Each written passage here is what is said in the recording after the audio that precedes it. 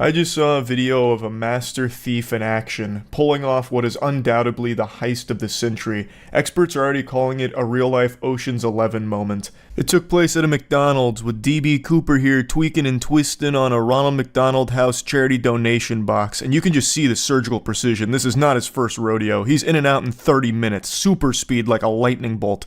Luckily, the footage was captured on a phantom 1000 frame per second camera, otherwise we'd only see his after image. It's currently unknown how much money he made off with, but it's no doubt a fortune. I imagine that it's probably close to $10 maybe, so this is one of the most impressive cases of larceny I've ever seen here. It was also captured on camera from two separate angles here, so we damn near have a 360-degree video that we can put together of this guy's absolutely embarrassing, degenerate scumbag behavior stealing from charity. So the employee is just standing there filming this whole thing, which is exactly what they should be doing. Intervening in something like this is very dangerous to the employees, so I know they're trained not to, and this should easily lead to identifying and arresting this man. I can see every goddamn fucking strained muscle in his face as he's cranking on this, so surely someone knows him and will report him. So Robin Hood here is stealing from those in need to give to the local crack dealer. For those of you that don't know, Ronald McDonald House is a charity that, from everything I understand about it, is actually a good one. What it does is it provides services to families of sick children that are having long hospital stays. So they have things like places for them to sleep, where they can just go and sleep for free while their children are undergoing treatment at specialized hospitals, so they don't have to pay for hotels or anything like that. And from everything I know, they just provide a lot of really good services to families of sick children that are in the hospital. So to steal from something like that is unfathomably low. And sadly, it's not the only time this has happened. This guy here who looks like Meth incarnate is actually someone from my neck of the woods here in Tampa. And 3 years ago, he got nicknamed the Hamburglar. And what he did is he went on this rampage from Tampa to Wesley Chapel, going to McDonald's and stealing the Ronald McDonald House charity donation boxes. And it's assumed by authorities he made off with almost $4,000. There's so much footage of this piece of shit committing the crimes too, so he rolls up in his motorcycle and he always had this red jacket with him. It was like his magician's cape for his fucking vanishing act with the charity boxes. So everywhere he went to the McDonald's, he had this jacket with him. So here's footage of him going into a McDonald's. He makes a small order. I think he just got a Coke or something, and not the Coke that he's used to. So he just did that so that way he'd have an excuse to sit at one of the tables, and he always sat next to the charity boxes. And he gets out his fucking bolt cutters here and just starts going to town. So he starts cutting away at it so that way he could free it. And you can just see in the camera footage here, there is almost no money in that. This was at the height of COVID when he was doing this, so there were even less donations in those boxes. There is probably $5 or $6 there. He eventually cuts it enough where it's free. He throws on his backpack, he leans over to, I don't know, tap it on the ass or something. I actually don't know what he does right here, but he does one little maneuver there, gets up, he gets his red jacket out, and then here comes the big finale. He fiddles with his wiener a little bit there for some reason, maybe getting a semi-chub from all this adrenaline stealing from charity, and then bingo, bango, bongo, jacket over the box, and then he just lifts it off and walks out. The place. This video is from yesterday in Wesley Chapel. It shows him making several trips to break the locks, holding the Ronald McDonald House charity box in place. Then he puts it under his jacket and walks out. Finally, he uses his motorcycle to pick it up and drive off. A few dollars richer, but a million reasons to be ashamed. Here's video of the time he stole from children who are sick in Zephyr Hills, May 26th. That's how this disgusting fucking loser committed every single one of these crimes, with that trusty jacket by his side. So, what's crazy is, despite all of the footage that exists that clearly show this man's face, to date, I don't believe he's been caught. I was trying to find an update on it because the first video with the guy stealing the charity box reminded me of the Hamburglar here. And I looked into it and I couldn't find any updates on whether or not he'd actually been arrested. So I'm led to assume that he hasn't. Which is always so surprising to me when there's so much footage that exists of a criminal committing a crime and their face attached to it. I always just assume alright, dead to rights, your goose is cooked, Buster, take this, goober, they got you now. But in reality, that's just not how it works. It's not like these are blurry videos or anything. It's not like Sasquatch photos. You can clearly see the guy's face. And in my head up here. Like, when I marinate on it in my noodle, I'm always like, okay, so now they're going to easily be able to identify him. But in reality, that's just not how it works. It's not like the face is like an IP address where the second you see it, you immediately know everything about the person. But I guess the way I imagine it is if he has a criminal record, you could probably take the footage of his face and run it through some kind of facial recognition scanner through the database of the authorities and match it that way. But if he doesn't, if he's somehow squeaky clean, there's not a whole lot they could do with it, I guess. So I imagine in cases like this, you'd have to rely on people helping you identify them, because when this came out, the authorities were making posts like on Facebook and stuff saying like, hey, we need help identifying this individual who's been stealing the Ronald McDonald House charity boxes. If you know anything, if you know him, please contact us to anonymously tip us off with who this is. And I guess there's just not many people that know this guy. I imagine his closest friends are the rats at the dumpster at the Walmart he passes out at every night after shooting up. So there probably just weren't a lot of people who recognized him. Thus, I guess he's been able to get away with it, unless there's an update I missed, but I went to like the 3rd or 4th page of Google, which is, that's fucking forsaken territory right there. That's a barren wasteland going that deep. And I was reading through a ton of articles looking for some kind of update on this guy, and I couldn't find it, so maybe I missed it, or maybe he just really did get away with it, which is such a fucking shame. This dude's still out there on his motorcycle, cranking his hog after stealing all of that money from children and families in need.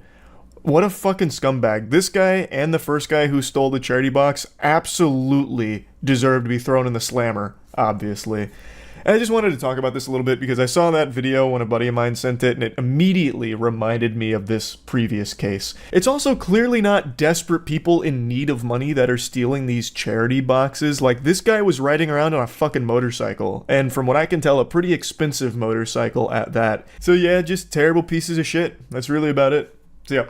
Surgery is a very scary thing. You are literally putting your life into someone else's hands. And unfortunately, sometimes those hands aren't focused on the task. They're focused on doing some of this. And maybe even a little of this. And God forbid, Lord help us, sometimes even this. What I'm talking about today is the dancing doctor trend. It's kind of dwindled in popularity after some of the doctors participating in it lost their license because of it, which I think is justice served. And in fact, I think that's not far enough. I think if you are a doctor who is compromising the health of their patient because of this dancing trend that you did, you should probably face a little bit more than just the license being revoked. You literally put their life at risk for some clout. Like, that's not an exaggeration to say.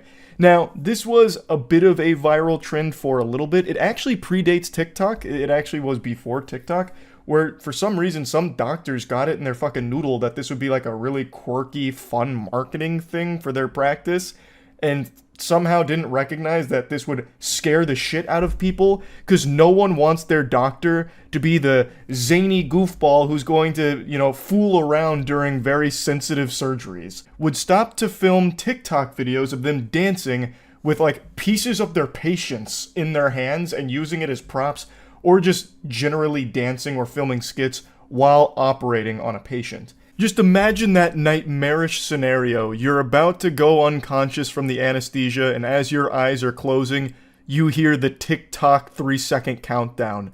And when it hits 0, you just go straight to Valhalla. It's such a terrifying thing to think about because surgery is so sensitive. You don't need me to sit here and tell you how dangerous surgery can be. Obviously, if you've developed object permanence, you can fucking recognize that surgery is something that is not to be taken lightly. It's not small potatoes by any means. So when you're going under for a procedure, you would pray that all of the doctors there are on your team, there for you 100% to, fix whatever the problem is or whatever's going on there. But in this trend, it was the exact opposite. It's like they waited for the patient to go to sleep and turn that fucking operating room into a nightclub. Hey, is the idiot asleep? Perfect. Drop the disco ball, bring in the dancing lobsters. Jill, hit it. Where are my boner jams? We're filming a TikTok. And it led to some problems. Now, the one I want to focus on today is a video that actually was very popular a few years ago and is making the rounds again because there is a follow-up to this story that I'd like to get into after showing it to you. Latoya Arsheen was among the first to see video of Dr. Wendell Boutte making an incision and mugging for the camera while the rap song Cut It played. I don't want to get DMCA'd, so I'm not letting the song play, but you know how the song goes. You need to cut it. Little acapella for you. That's our Sheen on the table. Cut It is your song, girlfriend. You did awesome.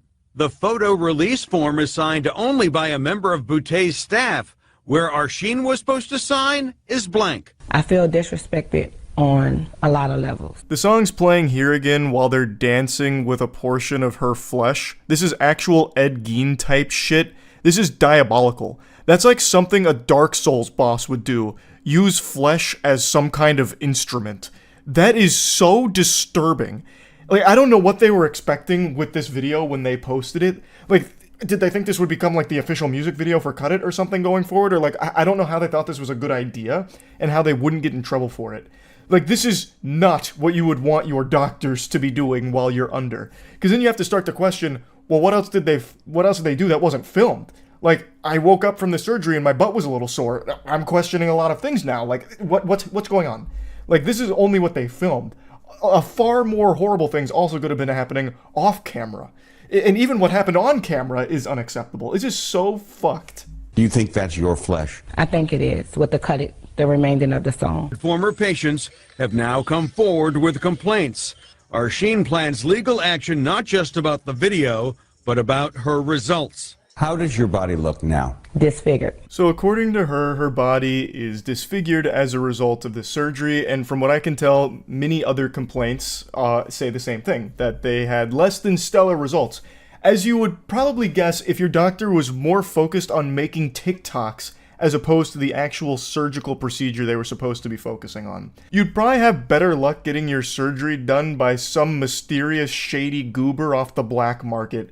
You'd be risking your kidneys, but in a practice like this, you're risking your whole life here, because you might just die on the operating table because they're too busy focusing on hitting like a fat fucking Gangnam Style while you're under on the table. Really dated myself on that one because I couldn't think of any of the new dance trends, but you get what I'm saying. Now, like I mentioned, a lot of these do predate TikTok. This one in particular, this happened in 2017 through 2018. And it was posted to YouTube and Instagram. But this trend did persist all the way into TikTok, and I'm sure some of you have seen more recent headlines about some dancing doctors on TikTok that have also faced some repercussions for that, luckily. But this one is, I think, the most shocking one, because they are actually dancing around with pieces of the patient. So, the follow-up to this story is there was a lawsuit launched here, obviously, from former patients of this practice.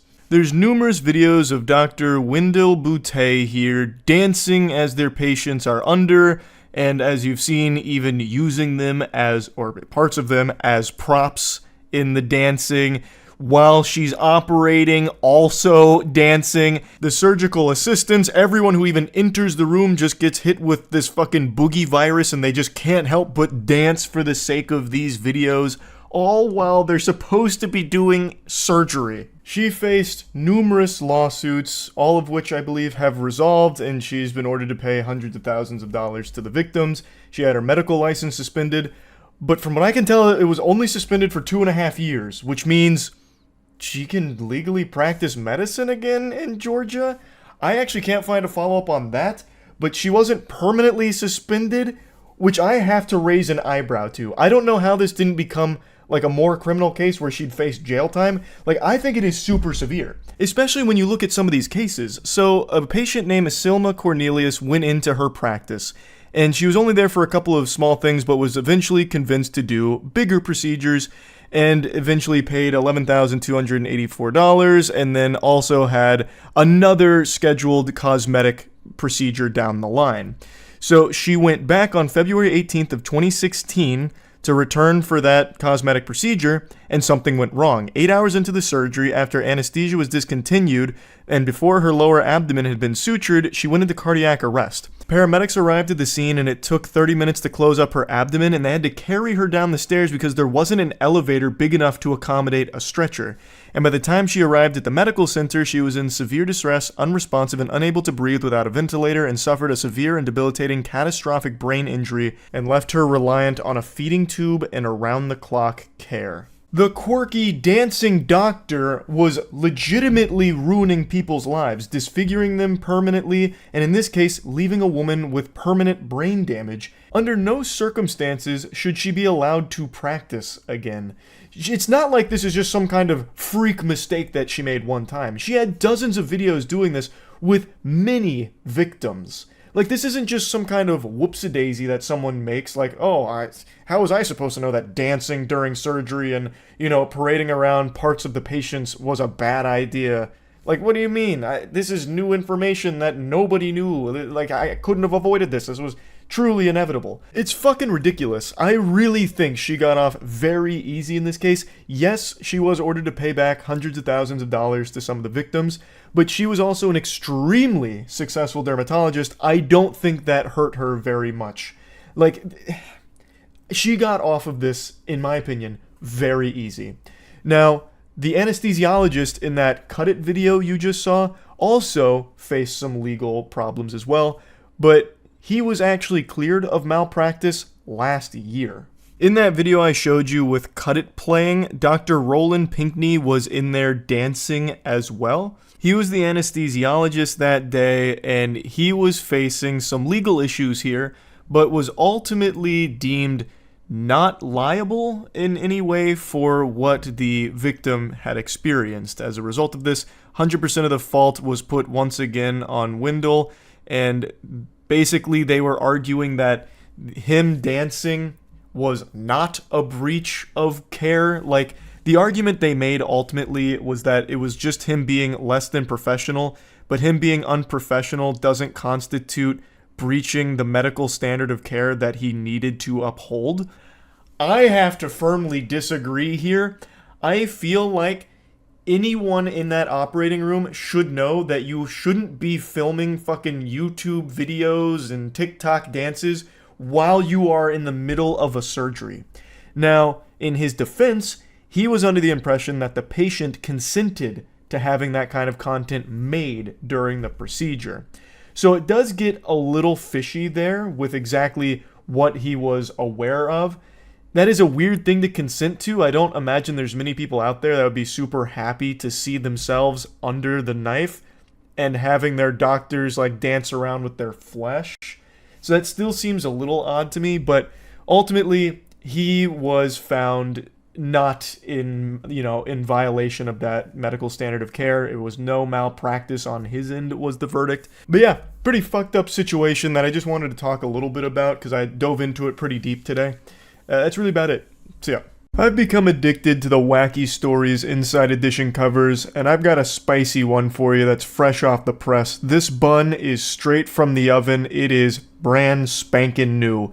It's about a Secret Service agent who allegedly breaks into a hair salon to use the bathroom and then leaves everything unlocked with an alarm blaring, which summons 2 more authorities to go in there and just kind of hang out and take some mints before leaving. It is a baffling story, and I use the word allegedly here, even though there's security camera footage that show her going up to the door, putting tape over the camera, and then going into the facility. The only thing that's alleged at this point is whether or not she left a floater or just took a pee. And controversy over what happened at a hair salon near a Kamala Harris event in Massachusetts. A Secret Service agent can be seen on surveillance video covering up the camera. Then EMS workers were spotted inside eating mints from the salon and reportedly using the bathroom. But the question is, did someone break in? If you ask a tiny brain homunculus, the answer is a resounding yes. I feel like there's no other explanation here, because she is on camera grabbing a chair in order to boost herself up so she can tape over the security camera.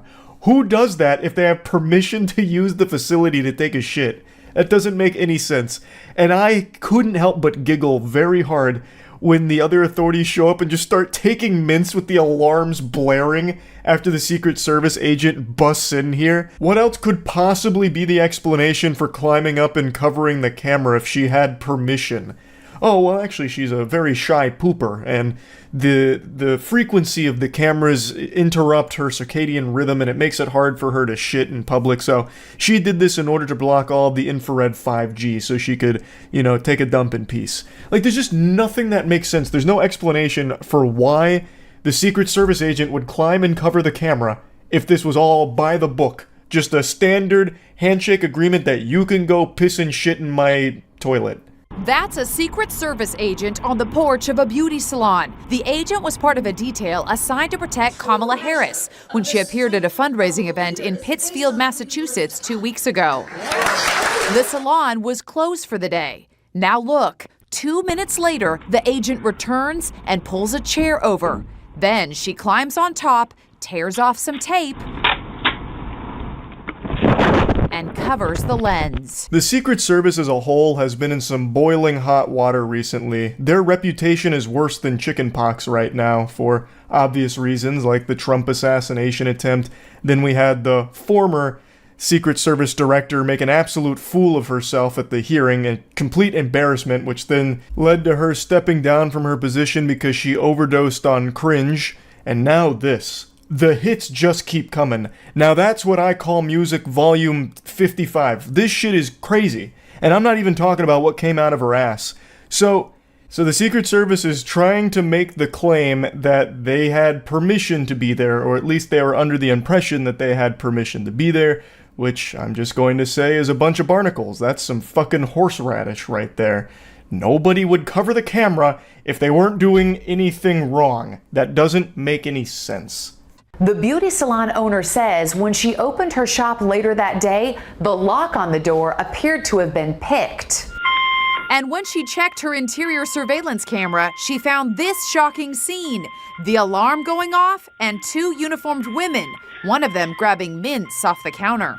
A source tells Inside Edition that the women were not Secret Service, but apparently were among local first responders working with the Secret Service team. I love how the alarm is just blaring this entire time, and these 2 authorities show up, and you expect they'd be like trying to figure out what's going on, like, who's the burglar? Where are they at? You know, the Hamburglar just came in here and caused mayhem and left a whole number 2 in the toilet. We gotta find the culprit. But instead, what they're doing is just taking some mints. I guess they were under the impression that the alarm was the mint alarm that was welcoming them in to just grab some mints. So, why did they enter the beauty shop? According to reports, to use the bathroom. But even if they're not Secret Service agents, some are still blaming the embattled agency. Secret Service agents broke in to that salon owner's place. A Secret Service spokesman tells Inside Edition the agency has reached out to the beauty salon owner. Our personnel would not enter or instruct our partners to enter a business without the owner's permission. Yes, of course. When I get permission to do something, I usually like to do it in the most suspicious fashion possible. So if I was invited to grab a necklace from a jewelry store in the display case, I would probably do that while wearing a ski mask and breaking the glass open with a big sledgehammer. What kind of fucking putrid drivel is coming out of their mouth with this? What do you mean?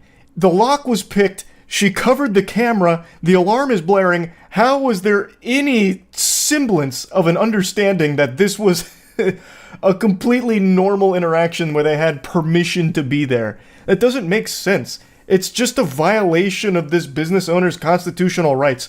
This Secret Service agent didn't even need toilet paper in the bathroom because she was busy wiping her ass with the Constitution. This shit is so foul. The president of the county ambulance service says the paramedics inside were using a bathroom they were told they could use by people in supposed authority. How? The alarm is blaring. What did they think was going on there? A shardy party or something where everyone was just welcome to use the bathroom and the alarm was just to, get everyone's attention that, hey, this bathroom is available to just wreak havoc on? How could anyone get the impression that this bathroom is totally open while the alarm is blaring the entire time and the business owner and nobody is even there to be seen? How do you get that impression? We spoke to former Secret Service agent Jim Rathman. Entering, using the bathroom, eating the candy, that part is not something that is normal and should not have happened. Obviously, it shouldn't have happened. I can't imagine it's standard protocol here. No one's expecting the Secret Service agents to be wearing a diaper that they'll soil themselves in where they don't get bathroom breaks or something and they just have to hold it forever. But they're expecting some level of decorum where they can feel safe knowing that the Secret Service isn't just going to pick their locks to use their toilet. You know what I mean? A spokesperson reiterated that the personnel wouldn't enter or instruct partners to enter without owner's permission. They believed they had it here. They then offered to pay for damages, cleaning, or the business's private alarm bill. The owner said they were happy with the apology and it brought a level of accountability. However, they said, when they cleaned up, they left the tape on my camera and they left my back door completely unlocked. What could have happened in that hour and a half or 2 hours that you guys left the building unlocked? Which is a really good point. Yeah, thanks for doing the bare minimum of taking some level of accountability, even though you're trying to weasel your way out of just admitting that a Secret Service agent had the grumbly tummy and needed to use a bathroom immediately, so they picked a lock and broke in. That, to me, seems like the most likely explanation for all this, but I'm no crackshot detective or anything. But even with you offering to pay for any damages that might have been incurred by the business, it still fails to account for how much worse this could have been, since the lock was allegedly picked, and since there's still camera or tape on the camera. The salon was left without any defenses. Its force field was shut down from the inside here. It was just left completely open and accessible to anyone, as illustrated by 2 other authorities coming in and taking some mints. This could have been significantly worse for the salon here. It's just lucky no one decided to act while the camera was disabled and everything was unlocked. So yeah, just another Secret Service L here. That's really about it. So yeah. Another Boeing whistleblower has died. What a weird coincidence that is, right? 2 Boeing whistleblowers dying under mysterious circumstances back to back in a matter of only 2 months? Man, that's peculiar, isn't it? Must just be really bad RNG. No reason to investigate that any further, I'm sure. So for those that don't know, being a Boeing whistleblower is more detrimental to your health than smoking cigarettes. At least the cigarettes kill you slowly over a period of years, whereas being a Boeing whistleblower kills you almost immediately. Like, skydiving without a parachute is safer for you than blowing the whistle on Boeing and all of their shadiness. So, a month ago, there was a Boeing whistleblower named John Barnett who was found dead with apparent self-inflicted gunshot wounds, the timing of which was really interesting considering he was at the tail end of an extremely important lawsuit that he was engaged in with Boeing. And according to everyone that knew him, he was extremely excited to be done with that lawsuit, and in fact, shortly before he was found dead, he'd actually told people that if he does turn up dead, just know he didn't do it to himself. Probably circumstantial evidence, that probably doesn't mean anything. Just don't think too hard and accept the shit that they feed you with the official story that he just decided while sitting in his truck to blow his goddamn brains out. That makes a lot of sense here. I stand by my assessment that John Barnett was assassinated by Boeing. I don't believe it's Boeing themselves, but I believe it's a couple high-ranking members within Boeing that are taking matters into their own hands and doing these things. It's the only explanation that makes any level of sense to this. So I made a whole video breaking down the evidence in the John Barnett case, as well as an entire Red Thread episode dedicated to uncovering all of the shadiness and corruption within Boeing. That company is fucked. Jackson, Windigoon, and myself went through the entire history of Boeing, and they are so corrupt it would make Umbrella Corporation blush at how evil Boeing is. It is shocking. So I really do think that these 2 whistleblowers were the victims of some kind of assassination. So let's talk about the most recent whistleblower. His name is Joshua Dean. I learned about it last night while playing Crab Souls, and well, it's not the real name of the game. The name of the game is Another Crab's Treasure, and it's a banger. But while playing this game, chat told me that another Boeing whistleblower had just turned up dead, and I thought they were memeing. And it turns out they weren't. They were actually telling the truth. Oh. Do you see the second Boeing whistleblower got murked? No shot the other whistleblower is dead. No shot. It's real? No, I don't believe that. Hold on, I'm looking that shit up right now.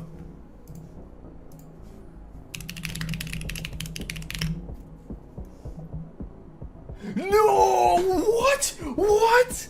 It's just in plain sight. Yeah, whistleblower Josh Dean of Boeing supplier Spirit Aerosystems has died. What? Another Boeing whistleblower is dead. 6 hours ago, yeah. Joshua Dean, a former quality auditor at Boeing supplier Spirit Aerosystems and one of the first whistleblowers to allege Spirit leadership had ignored manufacturing defects on the 737 MAX, died Tuesday morning after a struggle with a sudden, fast-spreading infection. Oh, that's interesting. This time it wasn't bullet to the head? They're getting creative with their assassinations. That's crazy. This is the most dangerous thing you can be as a Boeing whistleblower. That's more dangerous than being like a fucking volcano lava taste tester. This shit, it's just in plain sight.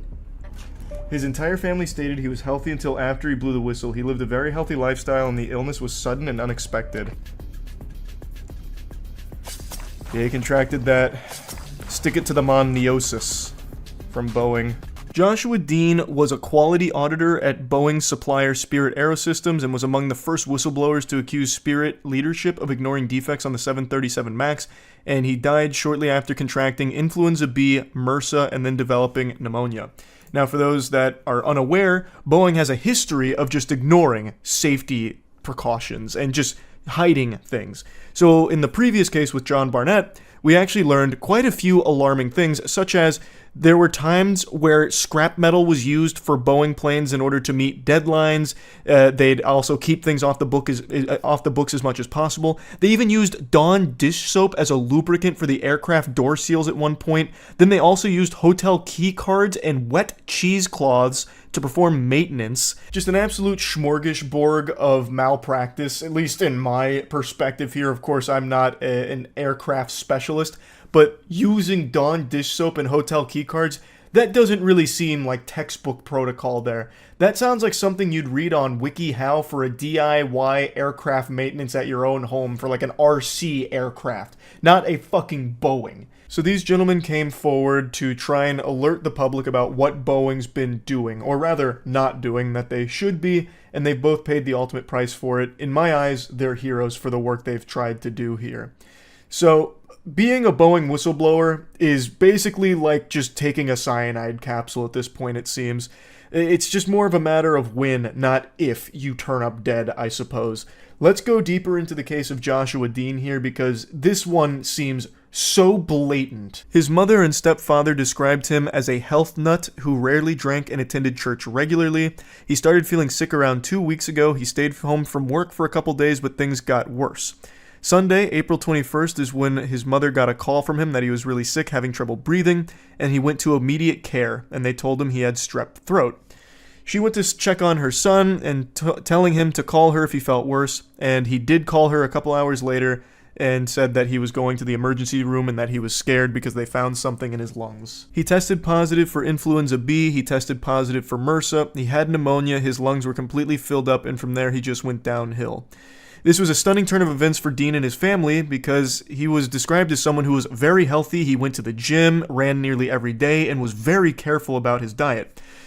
Quote, "This was his first time ever in a hospital. He didn't even have a doctor because he was never sick. But within days, his kidneys gave out and he was relying on an ECMO life support machine to do the work of his heart and lungs. The night before Dean died, Green said medical staff in Oklahoma did a bronchoscopy on his lungs. The doctor said he'd never seen anything like it before in his life. His lungs were just totally gummed up and like a mesh over them. Unfortunately, it sounds like Dean came down with a severe case of Boeing whistleblower lung, which is a serious medical condition that only affects Boeing whistleblowers in particular. It makes coal miners' lungs look clean in comparison. So I'm not surprised that this was the doctor's first time seeing anything like this, because typically a Boeing whistleblower doesn't even survive long enough to make it to the hospital in one piece. This fucking company is rotten to the core. Green says she asked for an autopsy to determine exactly what killed her son, and results will likely take months. We're not sure what he died of, she said. We know that he had a bunch of viruses, but we don't know if someone did something to him or did he just get real sick. In my unprofessional opinion, I think someone did something to him. I think the infection he contracted was Boeing hitman disease. I think he was poisoned. This is someone that took their health extremely seriously, and only a short period of time after coming forward with information about Boeing's negligent practices does he get extremely sick and then die, all in a short span of time, with something that doctors had never even seen happen before. That's a little suspicious. And this is the second whistleblower that has died under mysterious circumstances in 2 months. Wow, what a crazy coincidence. To me, this feels like someone or a group of people within Boeing is taking matters into their own hands and making an example out of these whistleblowers, because Boeing is a massive company with so many people in it. And thus, there's a lot of people that are privy to all of the shady shit that they've been doing over the past couple of decades. So, by sending this message, not so subtly, that whistleblowers don't have a long life expectancy, it makes people afraid to come forward with their own accounts. It makes more whistleblowers afraid to come forward. And I think that's the goal with all of it.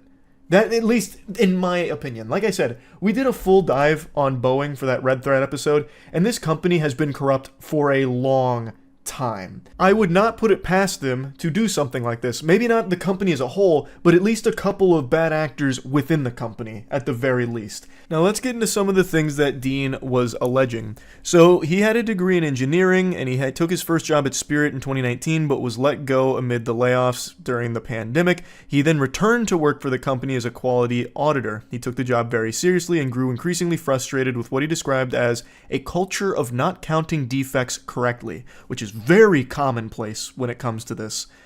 During 2 interviews in January, Dean said that Spirit pressured employees not to report defects in order to get planes out of the factory faster. This is something that John Barnett also said. Now, I'm not saying they don't want you to go out there and inspect a job. You know they do. But if you make too much trouble, you will get the Josh treatment. You will get what happened to me. That's what Dean told NPR. Dean was fired in April of last year in retaliation, he said, for flagging improperly drilled holes in fuselages. I think they were sending out a message to anybody else, Dean said. If you are too loud, we will silence you. Dean described what he saw while working for Spirit in a deposition for a lawsuit filed by the company's shareholders who accused the company of misleading investors by attempting to conceal excessive numbers of defects at the Kansas factory. He was not a plaintiff in the case. In the shareholder lawsuit, Dean said he flagged a significant defect, misdrilled holes in the AFT pressure bulkhead of the 737 MAX fuselages months before he was fired. His deposition lays out a series of pivotal dates. October 2022. In his auditor role, Dean realizes Spirit workers misdrilled holes on the 737 MAX AFT pressure bulkhead, representing a potential threat to maintaining cabin pressure during flight. The lawsuit accuses the company of concealing the problem. April 13, 2023. Boeing publicly reveals learning of a separate defect related to the tail fin fittings on the certain 737 MAX aircraft. Spirit then confirms that defect. April 26, 2023. Spirit fires Dean, saying he failed to flag the tail fin issue. In his testimony, Dean said he told the company officials that he might have missed the tail fin defect because he had just discovered the problem with the bulkheads he inspected and was focused on that. August 23, 2023. Boeing announces it has found fastener holes in the AFT pressure bulkhead on certain 737 MAX airplanes that don't match its specifications, resulting in snowmen due to the multiple holes' elongated shape. It's the problem Dean flagged 10 months earlier. On the same day, Spirit releases a statement acknowledging the issue. The shareholder lawsuit accuses Spirit of concealing the bulkhead defect not only from investors, but also apparently from Boeing. It's important to note that Boeing is currently in talks to acquire Spirit altogether, and in the interview with NPR, Joshua Dean predicted it would be difficult to replace the experienced workforce that Spirit lost during the pandemic. The mechanics aren't as experienced, neither are the inspectors. We've just lost that. He then showed a little bit of optimism for the new CEO who was taking over, saying that he has the chance to be the new sheriff in town, and he closes by saying, "We need to make sure that there is no retaliation or intimidation. This culture of, you're too loud, you'll be moved or silenced, that's got to go." Unfortunately, it doesn't seem like that culture went anywhere. In fact, they are silencing people in the biggest possible way, by making it so they can never speak again because they're dead. That is what it seems like to me. This is a problem that runs so deep with Boeing. It's in Spirit, their supplier, and Boeing itself. This is unacceptable. Like, the planes are in terrible condition. There is problems almost every single day with Boeing flights malfunctioning and having all kinds, like oodles and oodles of issues. It really feels like it's only a matter of time before a fatal incident occurs with one of Boeing's aircrafts that would have been entirely preventable if they actually just followed their own safety protocol and actually listened to the quality auditors and the people that are actually supposed to be performing maintenance on these things. It's so baffling to me that we've reached this point where they're so focused on just pumping shit out to meet deadlines that they don't really care if it's put together well. These are things that hold thousands of people's lives daily, and they're just shipping it out as cheaply and as fastly as possible while hiding as many of the defects as they can for as long as they can. That is frightening. Fucking frightening. And the people that are speaking out about it seem to be in an extraordinary amount of danger for some reason. Super weird how 2 whistleblowers just turn up dead under really interesting circumstances so close together. It just, the whole thing reeks of corruption. My heart breaks for the family and friends of John Barnett and Joshua Dean. Like I said, I really do view them as heroes. Whistleblowers are extremely important. To hold these companies accountable and to try and do the right thing is not easy. As that headline said, it takes tremendous courage. You take a huge risk. And unfortunately for these two, it seems like that risk cost them everything. It's super sad. And I really think that it's just right there in plain sight that Boeing has some kind of hand in it. It's fucking sickening. I think Boeing is an evil company. I think Spirit is an evil company. Like, this is just, it's craziness. It's fucking horrifying. So I want to talk about this a little bit. That's it. So yeah. Today I went on a bit of a journey. I had a 2-hour road trip ahead of me, which for pretty much every sensible human being doesn't sound like a lot. But for a little troglodyte goblin like me who very rarely leaves his hidey hole here, and I never really venture past the immediate Tampa area, this was like the Oregon Trail for me. 2 hours may as well have been like a full-blown expedition here, like complete with rations and everything. And at the beginning of that 2-hour trip, I saw this video floating around on Twitter about a streamer having an argument with his girlfriend over something really confusingly silly. Even when we got to our destination and finished our task, completed the quest, and drove back, I still had it like in the back of my noodle here, just kind of jumbling around in my noggin because it's so baffling that this argument ever even happened in the first place. Like, if this was written into a movie's plot, I'd say that's AI-generated gobbledygook because no one would ever argue about something so stupid. Hey guys, it's Riley. Oh my god. Riley never told me about this, bro. She never told me about this. This is news to me right now. It's Riley. I'm doing a little talk show. Damn, she hiding stuff from me? Bro, she never told me about this. I'm surprised. I'm like, what the fuck? I never heard about it. I thought she would tell me something like this. But why, though? It's a totally innocent YouTube video she made 10 years ago with her friends in high school. It's not like he just stumbled across something important. It's not like he learned some life-ruining information about his significant other here, where he found out that her secret identity is Jack the Ripper and she's some kind of serial killer. It's not like he even stumbled across something like she is a former adult film star that she hid from him. Like, he found her hidden OnlyFans, where she was casting forbidden jutsu with her butthole for $5 on OnlyFans or whatever. It was nothing like that. It's literally just like a single YouTube video she made with her friends in high school that was seen by like 300 people. I think it had like 300 views, but I imagine a lot of that came from his community going over to it. Realistically, it was probably seen by only like 2 or 3 people in the immediate friend circle of that group, and then left to die, just buried in the YouTube dusty library of videos that never ever see the light of day again. But somehow, someone in chat, like an archaeologist, cleaned off this fossil and submitted it to him as like a, brother, look at this. Did you know she made a YouTube video 10 years ago? And he seems so disturbed by it. And the chat starts enabling this insecurity saying, damn, she's hiding things from you. Like, what do you mean? This is like the most innocent YouTube video ever. We're in a day and age where pretty much everyone you interact with on a daily basis has a digital footprint. Everyone is filming themselves in every aspect of their life all the time and uploading it. It'd be more uncommon to find someone that's just off the grid and has no Instagram videos or YouTube videos, TikTok videos, something like that in their past. She was on a YouTube video? She never told me this? I'm finna crash out. This is wild. Yeah, bro, she never told me this. Yeah, how are you not gonna tell me you did? Oh, so convenient. You're on speaker. You're on speaker now, by the way. But that's weird. That's weird that you never told me this. I literally forgot about that. I don't know how they found that. I totally forgot about that. It's more weird that you would want to know that. It's totally understandable that you would forget filming a single YouTube video, or even a couple of YouTube videos 10 fucking years ago if it never took off. Like, what do you mean? This isn't some kind of like, oh my god, I'm dating a lying harpy. I'm dating a charlatan.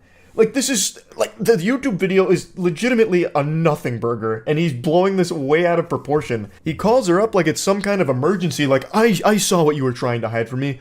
You filmed a YouTube video 10 years ago with your friends, didn't you? You had your own little podcast at one point, huh? Oh, I can't. I've never been so hurt in my life. How could you have lied to me and kept this information a secret?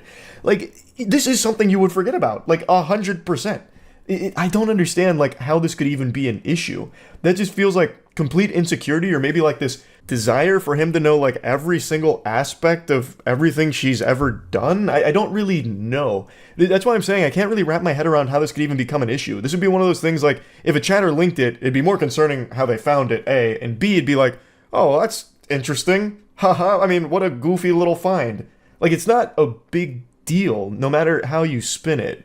And yet, somehow, he found a way to make it a big deal. Interesting. I'm surprised you didn't tell me this. What do you mean, thanks? I'm surprised you never told me this. This is crazy. I gotta find this out from the chat. This is really embarrassing. Thanks. It's embarrassing for her, not me. Why would that be embarrassing for you? What kind of delusional fantasy land are you getting bullied in? What do you mean? Like, who's gonna start shooting spitballs at you and throwing tomatoes? Boo! This guy stinks! 10 years ago, his girlfriend filmed a YouTube video once.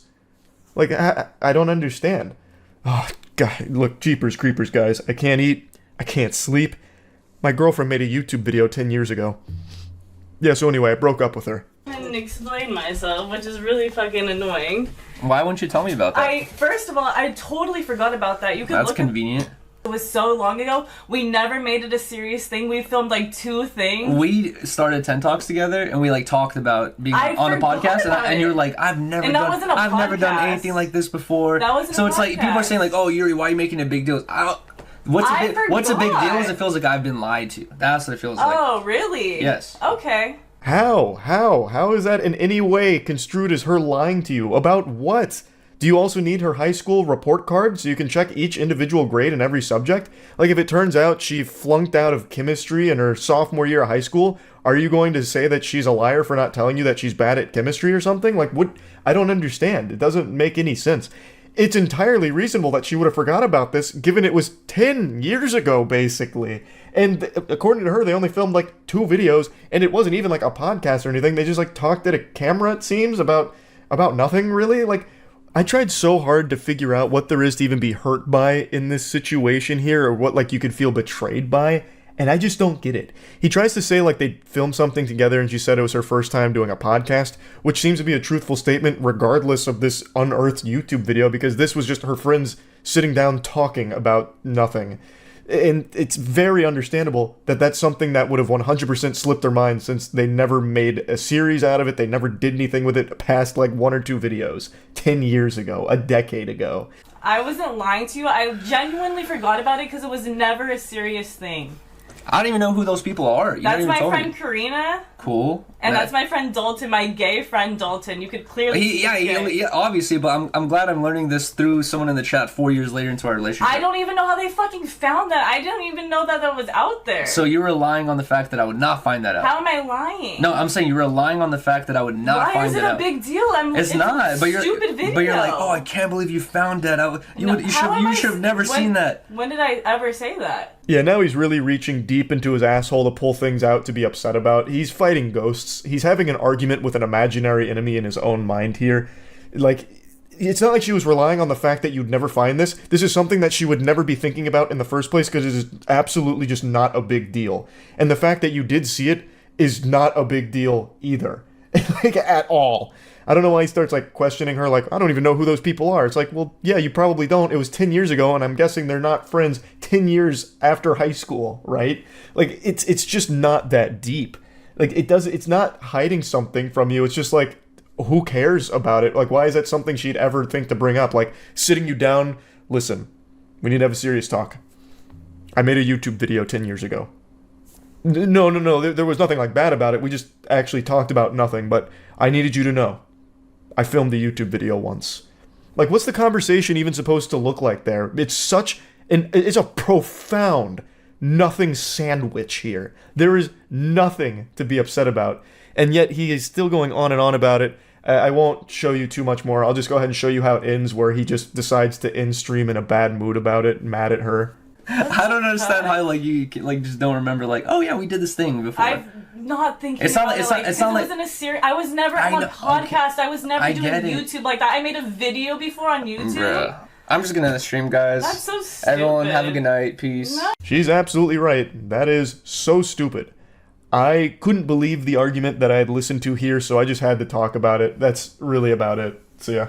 It's shameful to admit this, but it's the unfortunate truth that just by looking at me, you probably couldn't guess that I have been active in the gym for about a decade now. In fact, my college degree is in human science with a concentration in exercise physiology. But I'm on a 5'6" frame and I keep myself lean so no one even knows that I'm ripped until I do like a flex and it ends up being a jump scare. I keep hyping myself up in the mirror and telling myself that today's the day I finally start wearing tighter clothing so people stop asking if I even go to the gym because it hurts my soul every time.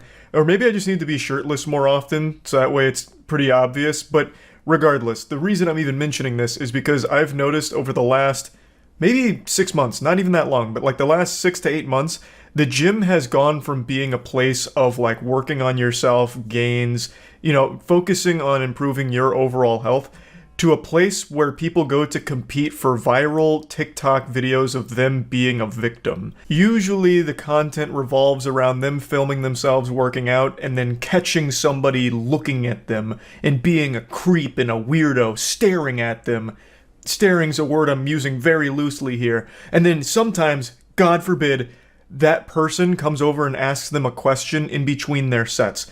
Normal human interaction has become fucking outlawed in the world of TikTok for some people. Now, I'm not saying this isn't a real thing. I'm not saying everyone that goes to the gym is an angel that can do no wrong. There definitely are creepy people that go there. I've certainly seen my fair share of weirdos in my days. In fact, one that always lives in my head rent-free is 2 years ago. A security guard at a private gym kept going over and sniffing a woman's ass as she was doing rows.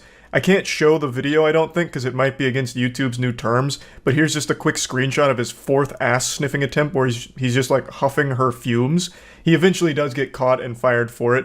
The point is, there are weird people at the gym, but what's going on right now is everyone is filming themselves at the gym, which I already think is kind of weird. There's also like this fucking perpetual surveillance here with people making fucking TikToks everywhere. But while filming, they're not catching weird people doing weird things or harassing them. They're catching very normal gym goers doing normal things and then publicly shaming them and embarrassing them for doing nothing wrong. Now I'm going to show you the biggest one that I really think started really blowing this trend up and led to me finding out how large this has become and how big of a problem it's become. This is how to not approach girls at the gym. I hate this. I hate when there's weirdos. It makes me so uncomfortable.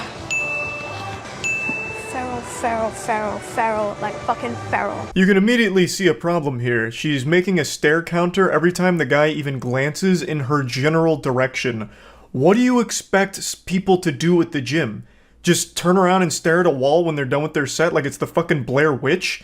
Like, what are you expecting? The guy is in between his sets, so he's just looking around. He's not even staring at her. Now, if he was staring at her, then I could see being a little uncomfortable if he's just over there, like, fucking staring a hole through with, like, goddamn, like, laser beams almost firing out. Like, I'd get that being weird. But this guy is just, like, glancing near her, and he's still getting just attacked for it by her.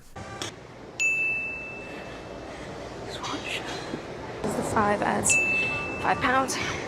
And these are the rates. Somehow the stare counter's at 5. I guess she's counting every time he's in between blinks now.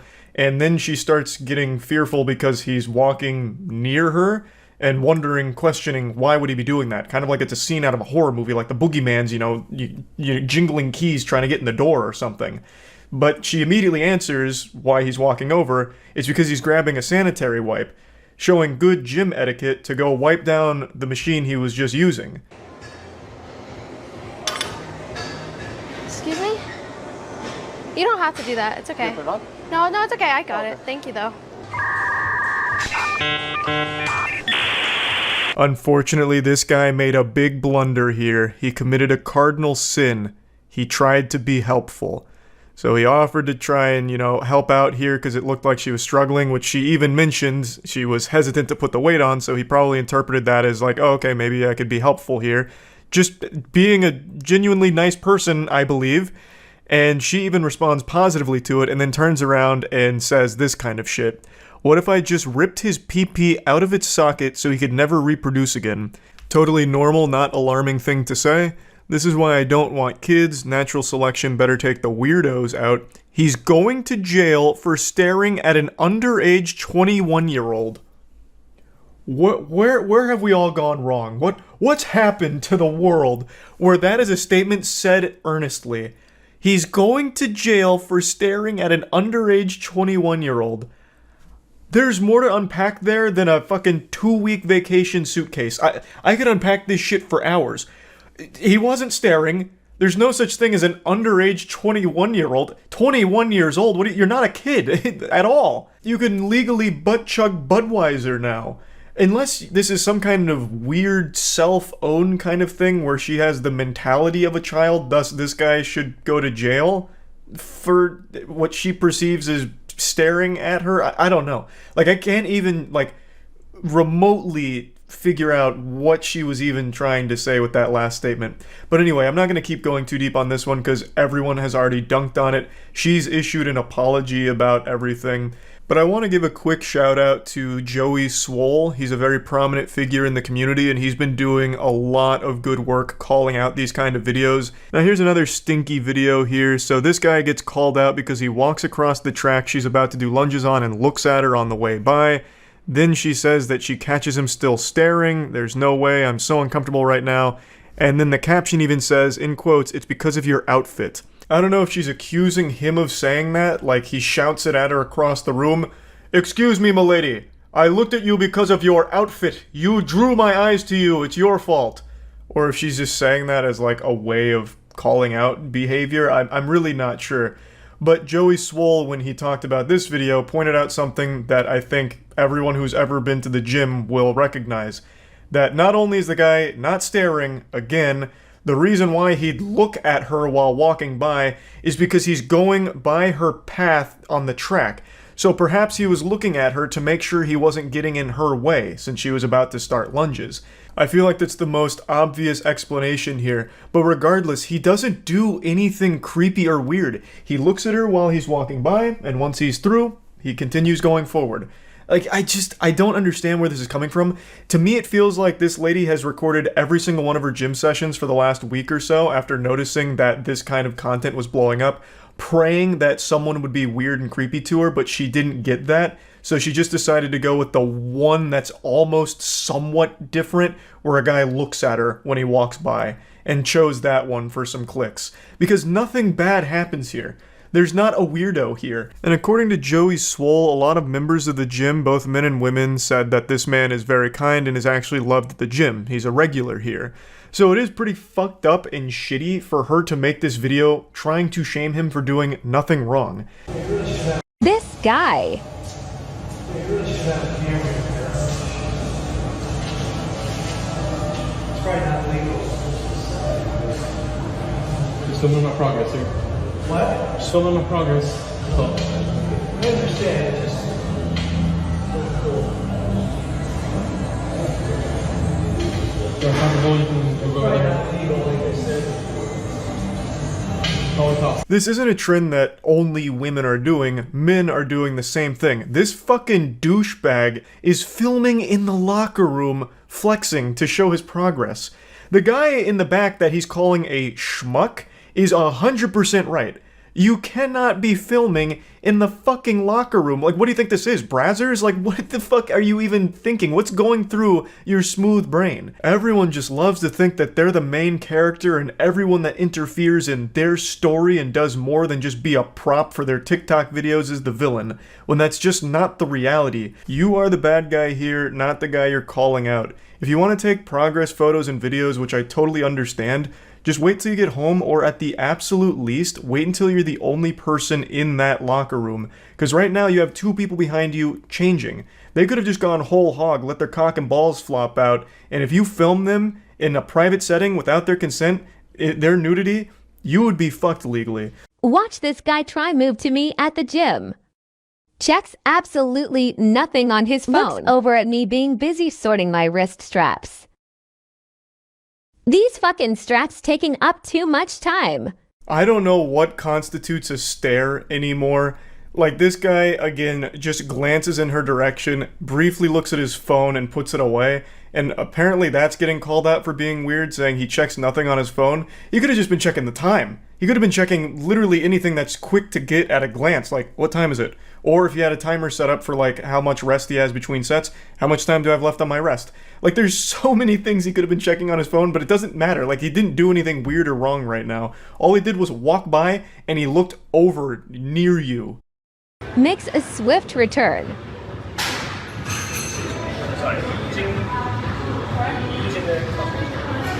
Sad lip. And there it is. The second he decided to ask a question, his fate was sealed. He was getting shamed on TikTok for it. So, he comes over and asks if she's using the machine behind her. As Joey Swole also points out, and as anyone that ever goes to the gym will also point out, people like to check to make sure the machines are vacant. They don't want to step on any toes and take a machine that's already being occupied. So maybe her things were near the machine and he wanted to double check to make sure she wasn't using it in addition to doing the RDLs. Like, that is just being polite. That is normal gym etiquette. But let's assume this guy is new to the gym. She seems to think he is and is insulting him for it, making fun of him for not knowing the name of the machine. So don't you think someone that's a little new to the gym would like to be super certain that he's not getting in anyone's way? So he would like to ask someone that's near the machine to make sure that he has full reign to use it without intruding on their workout. He did nothing wrong, but it didn't matter. He made a slight glance near her, a split second of his eyes looking around before checking his phone, and that small, insignificant thing was enough to put a crosshair on him and for her to attack. I think she's the weirdo. You're the gym weirdo, filming everyone around you, looking for people to call out. That shit is creepy. Not this guy who just innocently asks if you are using the machine behind you. Totally normal question, totally normal interaction, and this behavior is getting so fucking out of control. People are turning gyms into war zones where they're looking at every single micro angle of your eyes and counting it as a stare if you happen to catch them somewhere in your general vision vicinity. It's fucking despicable. So yeah, I wanted to talk about this a little bit, and that's about it. So yeah. Obsession is a powerful, scary force that can lead previously sane people to do insane things, to commit unspeakable acts. The act I want to talk about today from an obsessed individual is not unspeakable. In fact, I really want to speak about it, though it is heinous. It is extremely weird, and I can't help but discuss this with all of you. Like I mentioned, obsession is a horrible thing. When it comes to an obsession, it's a lot like playing a game of suck a fart out of Charlie's butt. There are no winners. And that couldn't be more true than with this story here. So there is a hardcore band named Llorona, and yesterday they posted an announcement letting the fans know that an integral member of the band was kicked out because they hatched a nefarious scheme to steal one of the other members' fiancés. And the way that they did this was by secretly lacing their pre-workout with estrogen with the goal of making that bandmate seem less manly in comparison to him. Thus, the fiancé would be more attracted to him, the more masculine guy, and leave her fiancé for him. It's a mind-boggling plan.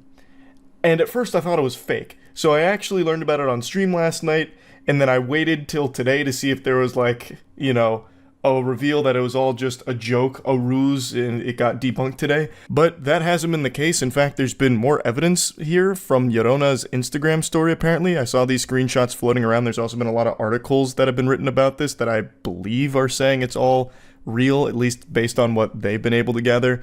So these screenshots...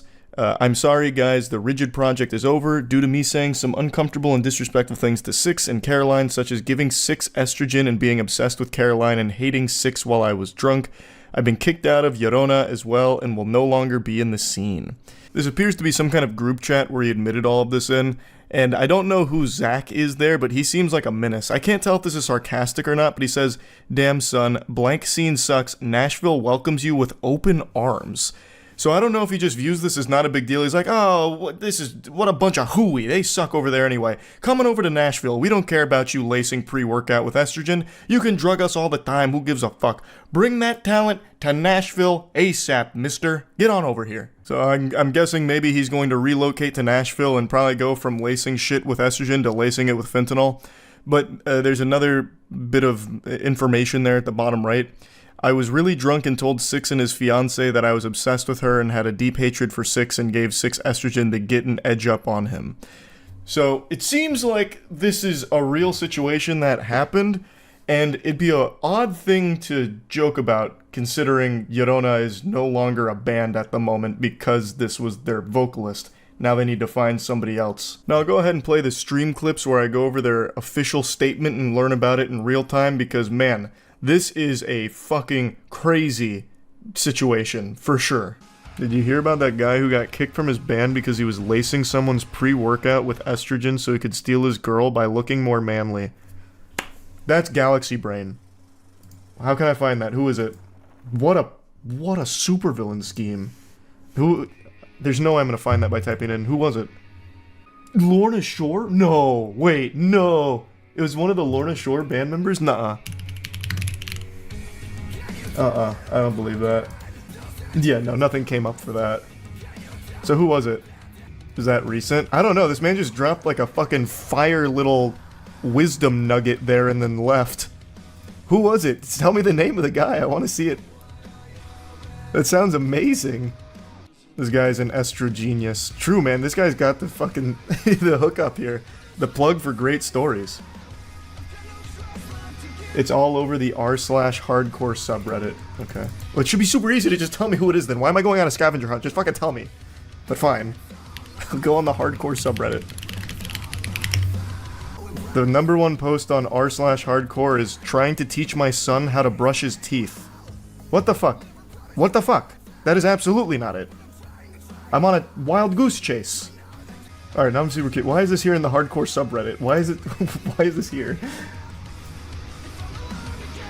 You gotta make sure you brush all your teeth in your mouth from front to the back and side to the fucking side. Open this shit up, let's go.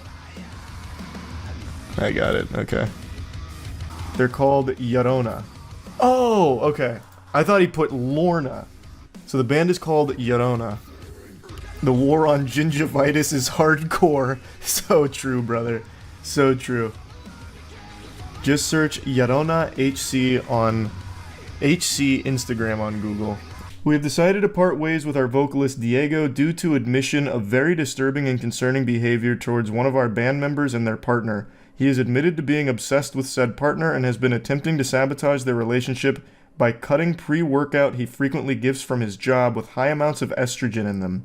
He has been attempting to force a transition onto him for the last 5 months in hopes that it would give him the opportunity to swoop in once he looked stronger and more manly in comparison. This stupid caveman mindset makes zero sense. This tampering has caused confusion and thousands of dollars in medical bills the past month trying to figure out what's wrong.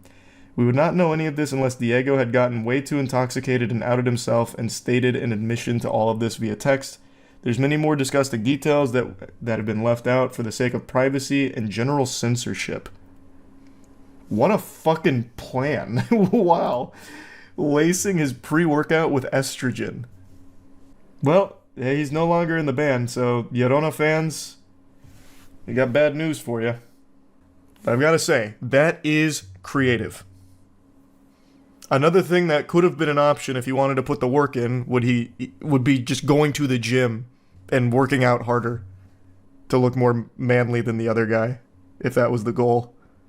Actual Disney supervillain, yeah, pretty much. Another option is just to find a single woman.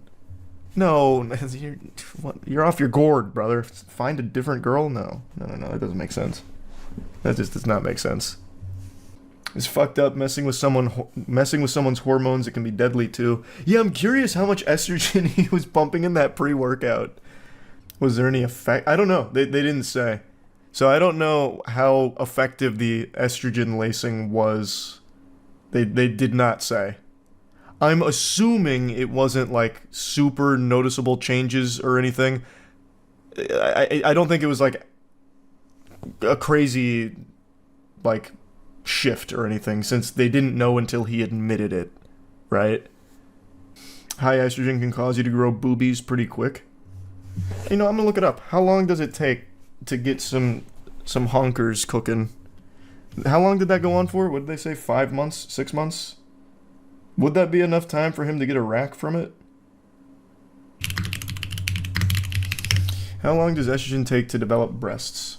The Clinical Practice Guideline of Endocrine Society indicates that breast development starts 3 to 6 months after start of cross-sex hormone therapy. So he very realistically could have started getting some boobies in development there. Wow. He was probably like really confused, like, damn, I've been hitting chest so hard I'm getting tits. Fuck.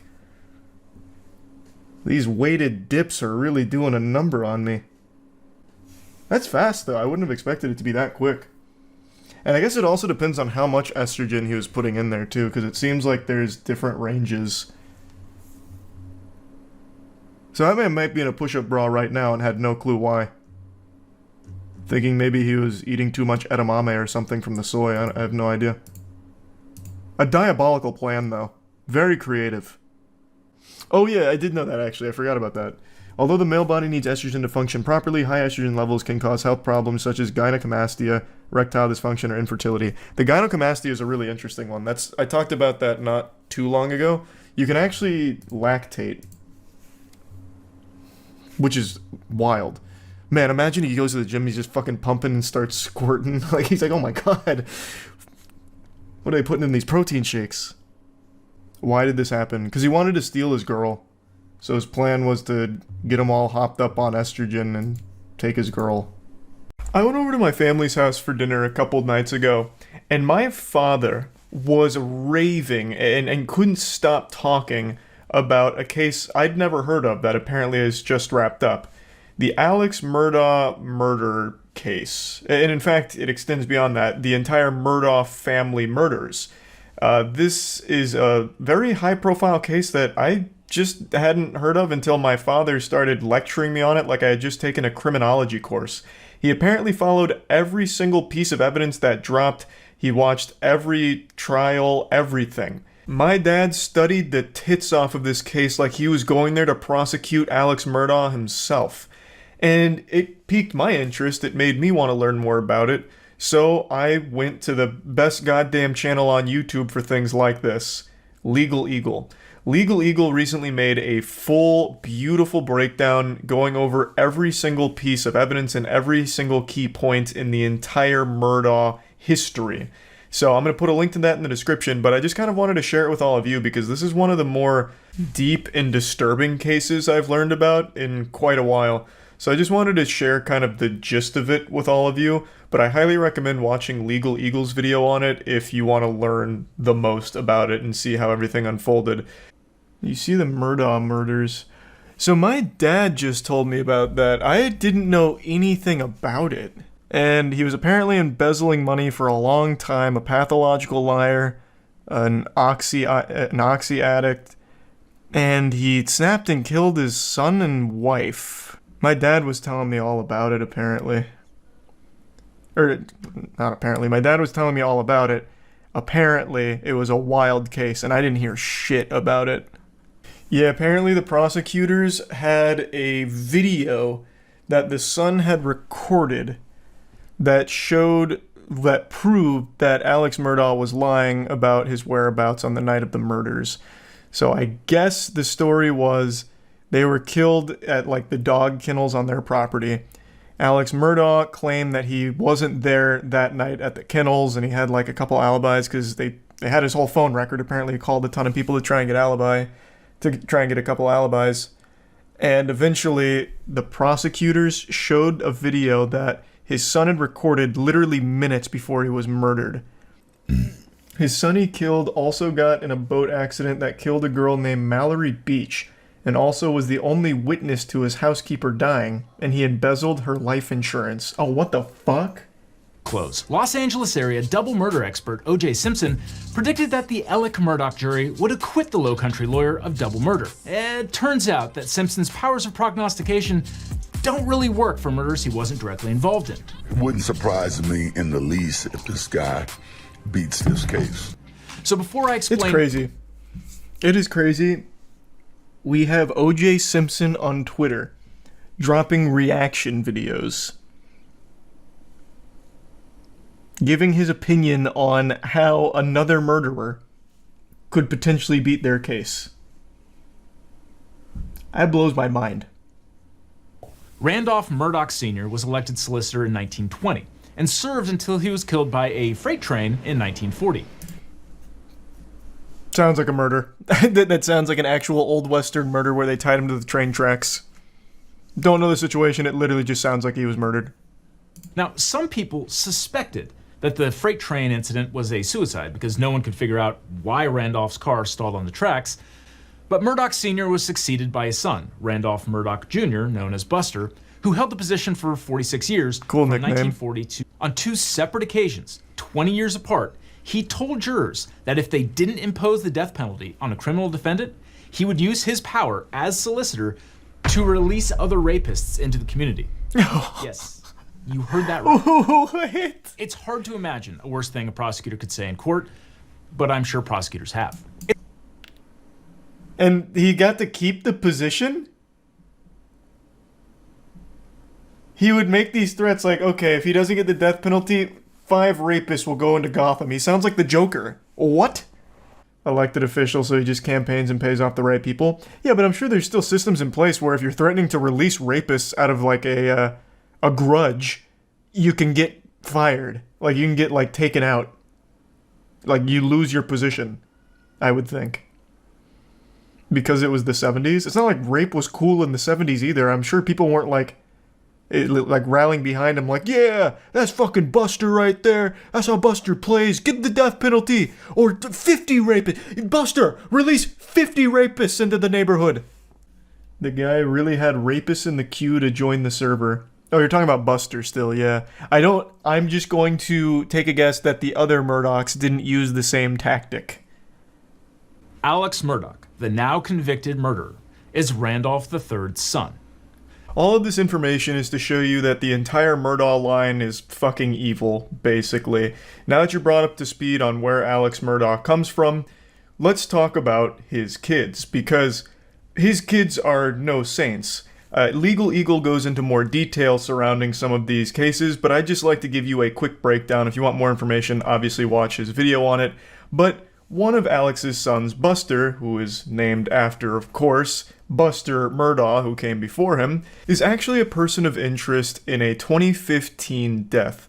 A young man named Stephen Smith was found dumped on a Hampton County road. There wasn't a whole lot of indicators to suggest that this was a vehicle crash, and in fact was even ruled a homicide by a couple of people, most notably the county coroner. And interestingly, Buster Murdaugh is mentioned dozens of times in the investigation. Also, Alex Murdaugh and his brother Randy visited the crime scene, passing through the crime scene tape, and there were rumors that Buster Murdaugh and Stephen Smith were in some kind of relationship, and this case actually just got reopened after the entire Alex Murdaugh investigation. So that's all a bit peculiar. That doesn't seem good. Something smells very fishy over there with Buster Murdaugh, and he's not the only one. In fact, Alex Murdaugh's other son, Paul. In 2019, Paul and his friends were partying on a boat. At one point, his friends say Paul and his girlfriend got in an argument where Paul assaulted her, and then eventually the night culminated with the boat crashing, everyone surviving except one person, Mallory Beach. Paul was blamed for the death because he was fucking driving the boat. He received 2 charges, 1 boating under the influence causing great bodily harm, and 1 boating under the influence causing death. So as you can see, the Murdaugh family is known for more than just financial crimes. There's a lot of death linked to the family as well. And there's still more. There's still one that I haven't even talked about, one that happened before Alex Murdaugh killed his son and wife. In 2018, their housekeeper Gloria Satterfield allegedly tripped over one of their dogs and fell down the stairs and died at their hunting lodge. Alex Murdaugh then instructed Gloria Satterfield's sons to sue him for insurance money.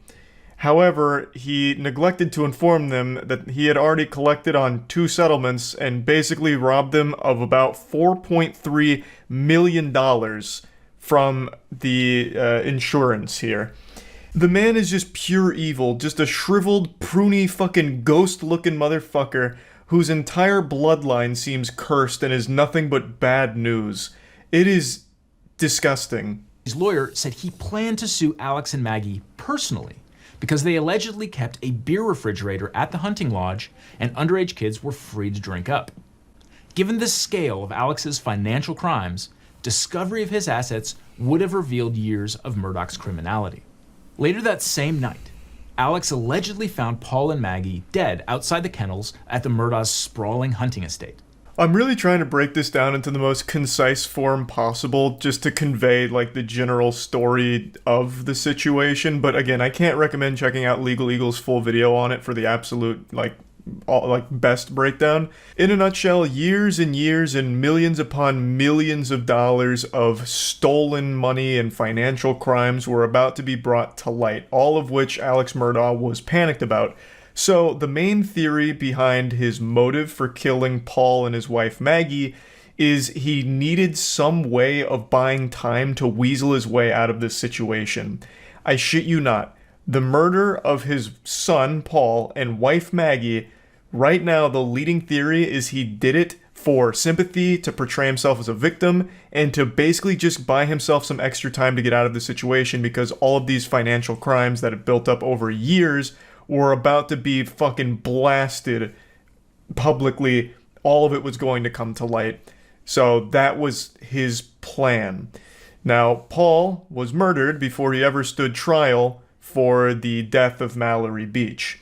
But I'm getting a little ahead of the story because there was one other baffling situation that occurred involving a hired hitman that Alex himself hired to shoot and kill him so his other son could get his insurance money. So Alex admitted to stealing from Chris and blamed his behavior on an opioid addiction. And then hours later, that same day after that conversation with Chris, Alex was shot in the head. Yes, seriously. Does this seem like a far-fetched Netflix series yet? So, now we're at the part that I know. Everything that preceded this, fucking wild. No clue. But now we're getting into the part that my dad was talking about, and now I'm kind of in the know on where all of this goes. Chat just educated me about this, so I have the spoilers here. But I guess I won't drop the spoilers. But I see now what has happened and how things have got to this point. Yes, but I mean, I'm okay. Alex later admitted that he hired his cousin Eddie to shoot him, so Alex's remaining son Buster could get the life collect on a insurance. $10 million life insurance policy. But apparently, cousin Eddie wasn't up to the job because the gunshot Good picture, wound was National just a blaze Lampoon. that temporarily blinded Alex. Eddie would also turn out to be Alex's oxycodone dealer. Alex later admitted that he stole from his law partners and clients to fund his addiction to painkillers. Hold on, then my dad's calling me about the Murdaugh shit that I just sent him with this. Hold on. Yeah, well, did you even know about all of the Murdaugh shit with his family? Like how his son is most likely responsible for deaths as well? Yes. You And his son, like, was in the boat accident. yeah, the boat. The whole deal. I mean, yeah, I know all the background of the whole thing. Yeah. And then how he tried to set up like his own. Yeah, I just got to that point. Cousin Eddie to like a hitman to shoot him for the life insurance policy for Buster. Yeah, and then they fucked that whole thing up. Okay, I didn't know if you knew any of that because you didn't mention it. That shit's crazy. Well, see, that's why I haven't been playing any games. I got so into this shit. I'm like, I can't stop. It's like, see, that's why I said this is 10 times better than the goddamn O.J. Simpson. Yeah, no, this is absolutely wild. I had no idea it was like so deep reaching. I know. See, that's what I'm telling you. So you think it's pretty cool, right? Well, cool is like probably a weird word to use for it, but like it's fascinating. Like it feels like it's some kind of crazy movie. Yeah, he's really into the whole Murdoch shit. Yeah, like encyclopedic knowledge on this whole thing, apparently. He didn't even mention the family stuff, so I thought that'd be news to him. Yeah, no, this whole family's rotten.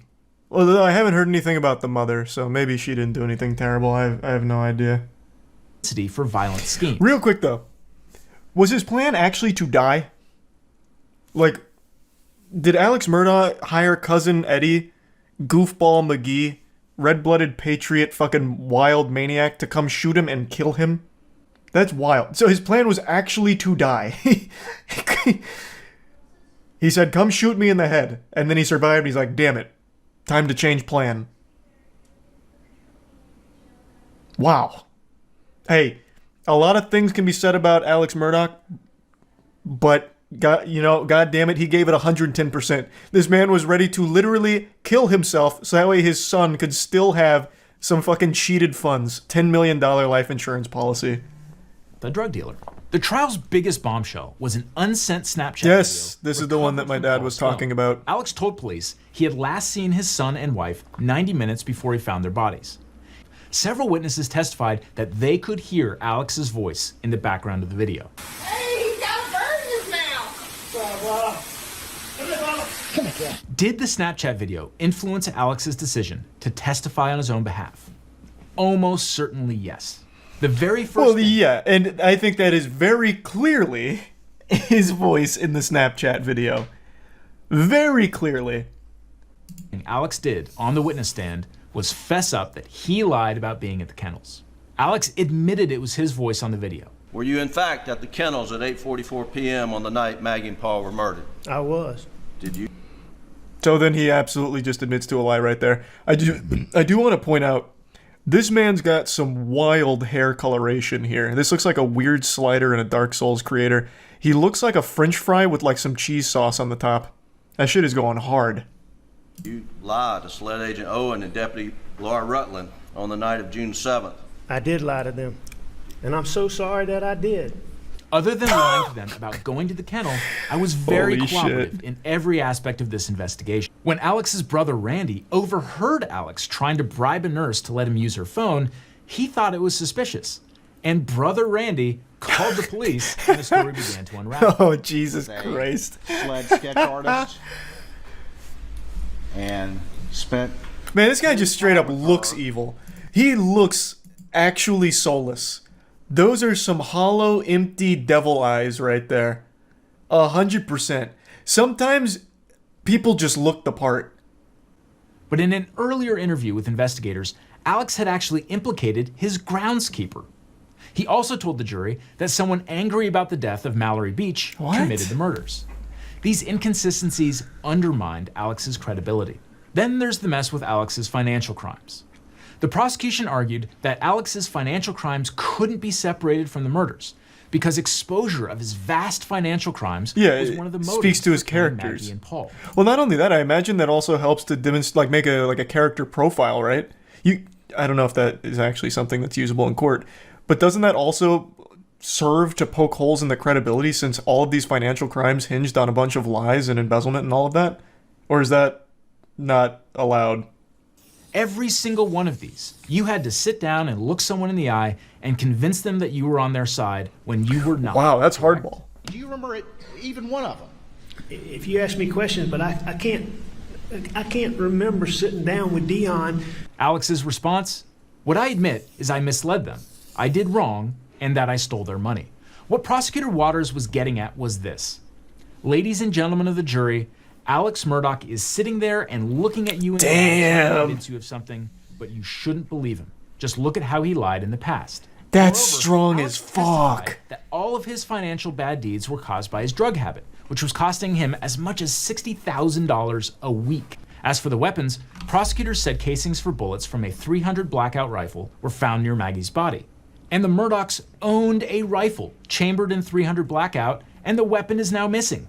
Alex also couldn't account for the clothing he was wearing on the day of the murders. His clothes had never been found. His mother's caregiver testified that after the murders, Alex tried to remind her about what he was wearing. I guess it's easy in hindsight, but I feel like even if I was in the court as this was unfolding, the second it came to that point, both of those in conjunction, I'd be like, well, he fucking did it. What kind of coincidence is that? Oh, so they were killed with 300 blackout rounds. Oh, you have a weapon with 300 blackout. That's a weird coincidence. Can you bring it in so we can just make sure like everything's, all good? Oh, it's missing. Well, what happened to it? Oh, you don't know. Oh. Okay, well, what about your clothes? Can we, like the clothes you were wearing on that night, maybe they picked up some forensic evidence from the real killers. Oh, you lost your clothes. Are you telling me a burglar came in the middle of the night while you were sleeping and took the fucking clothes off your back? Even your dirty goddamn undies, he took them? Oh. Like, what the fuck? This is outrageous. The speed of the jury's verdict, just 3 hours of deliberation after a trial lasting a month and a half. That's a gold split. Speaks volumes. Yeah. The day after the verdict was read, Alex Murdaugh was sentenced to 2 consecutive life sentences for murdering his wife and son. You couldn't even begin to imagine how wacky my day's been. I've spent so long researching one of the most useless topics I've ever invested time into. Celebrity drama, but more specifically, Harry Styles and whether or not he actually spit on Chris Pine. I swear to God, I spent more time studying this phenomenon than I did studying for the SATs back in high school.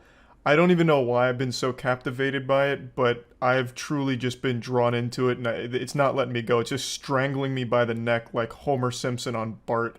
I just cannot get a conclusive answer as to whether or not he actually spit on Chris Pine. Let me go ahead and bring all of you up to speed. Harry Styles and Chris Pine are in a movie coming up called Don't Worry Darling, which has a ton of controversy surrounding it with Olivia Wilde and pretty much the entire cast. But I'm not here to focus on that. I'm here to get to the brass tacks, the really important stuff, the conspiracy side. Whether or not Harry Styles spit on Chris Pine at one of their premiere things yesterday.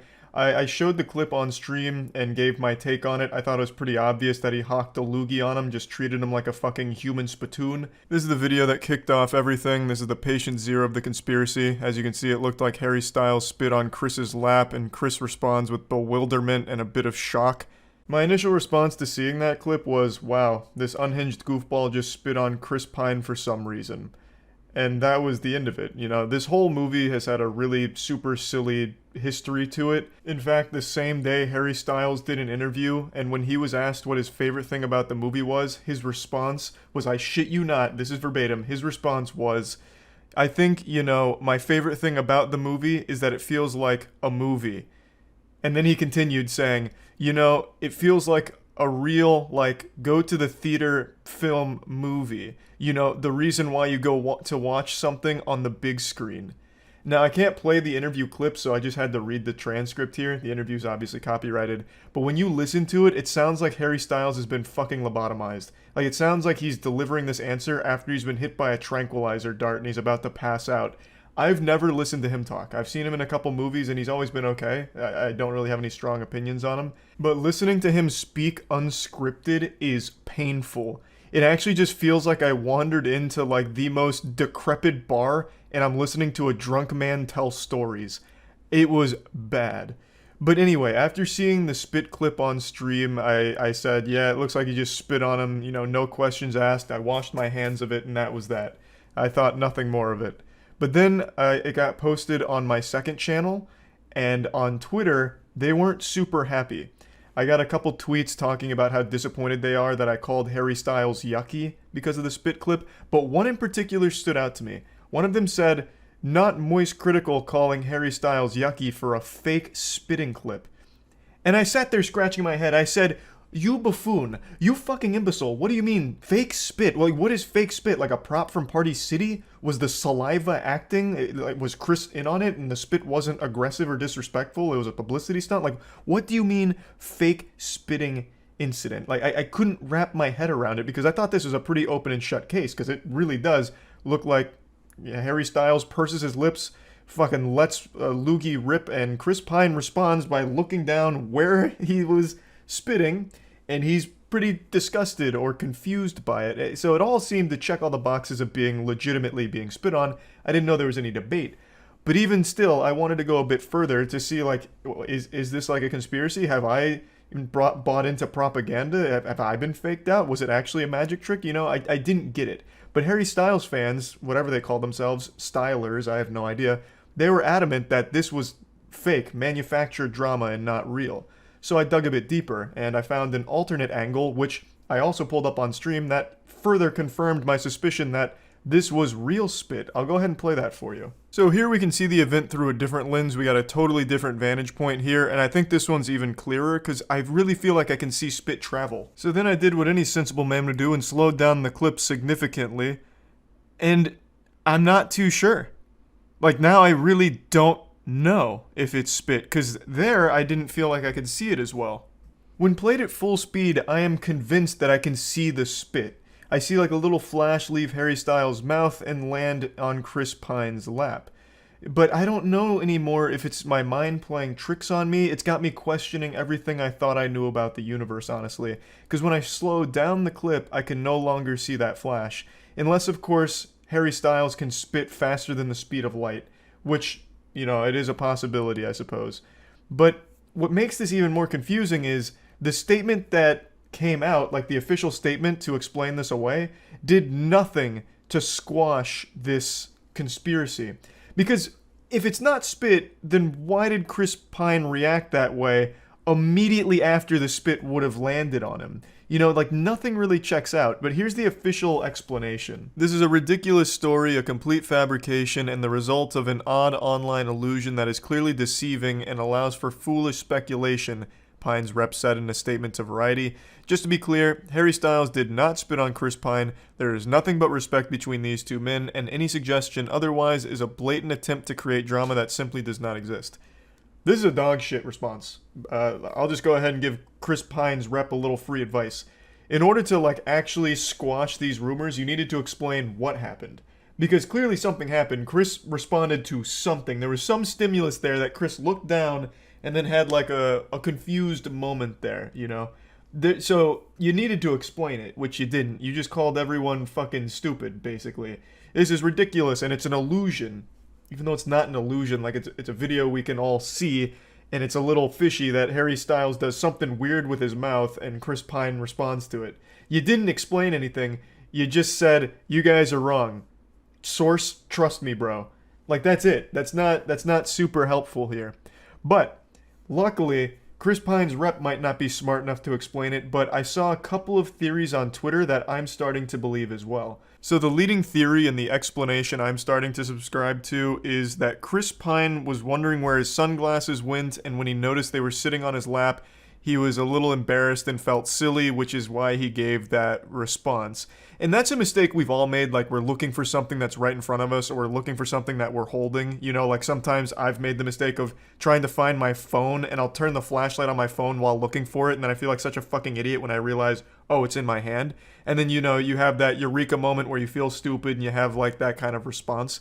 And that does actually kind of explain it away, because Chris does grab his sunglasses after noticing them, and he does give that like, oh, I'm so forgetful kind of look, that kind of shit. So maybe it's a case of just perfect timing where Harry Styles did some goofy shit with his mouth that looks like he's spitting, and at the same time, Chris Pine just happened to have noticed the sunglasses he was trying to locate were sitting right in his lap, so he's like, ugh.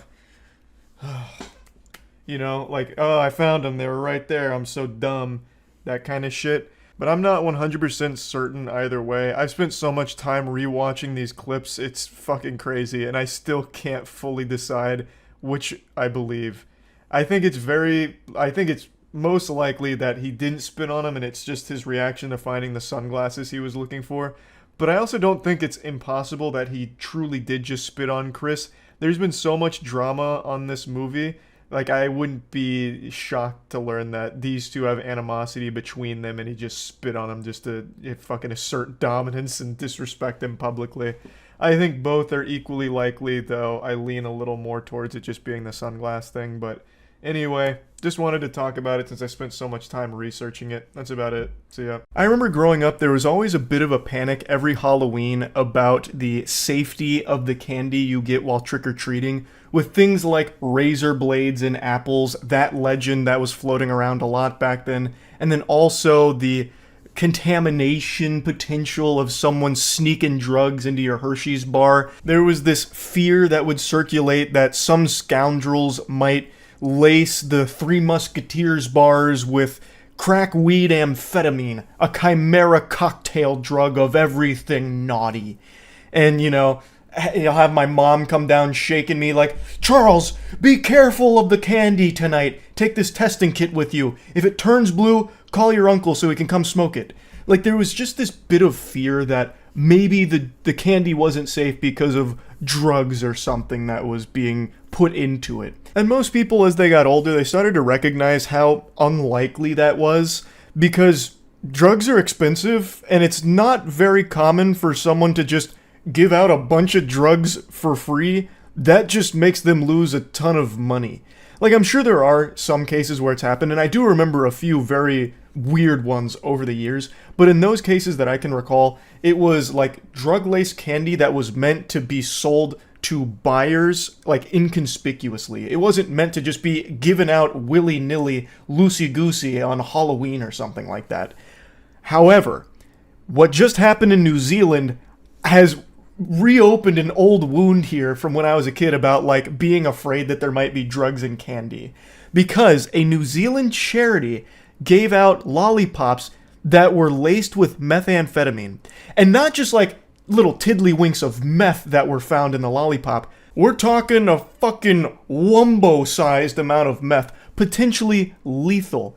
3 people sought medical attention, and it seems like they're going to be okay, at least as we've been told right now. But potentially hundreds of people were exposed to this from this New Zealand charity giving them away.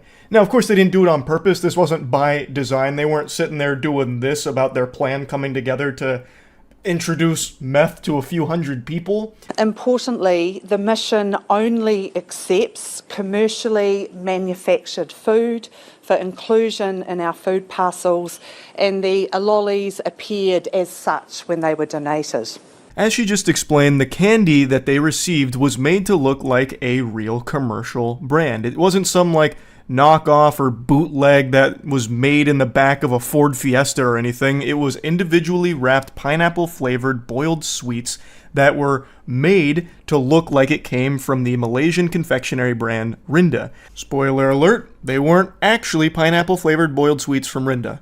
They were donated by a member of the public, and they weren't even candy at all. They were small blocks of meth, each weighing about 3 grams and packing up to 300 doses, which is potentially lethal. The charity explains that they only accept commercially manufactured goods because it's probably dangerous to just be taking in someone's home recipe. Maybe it wasn't prepared properly and it makes someone sick, then all of a sudden you've got a big problem on your hand. So they only accept commercially manufactured goods.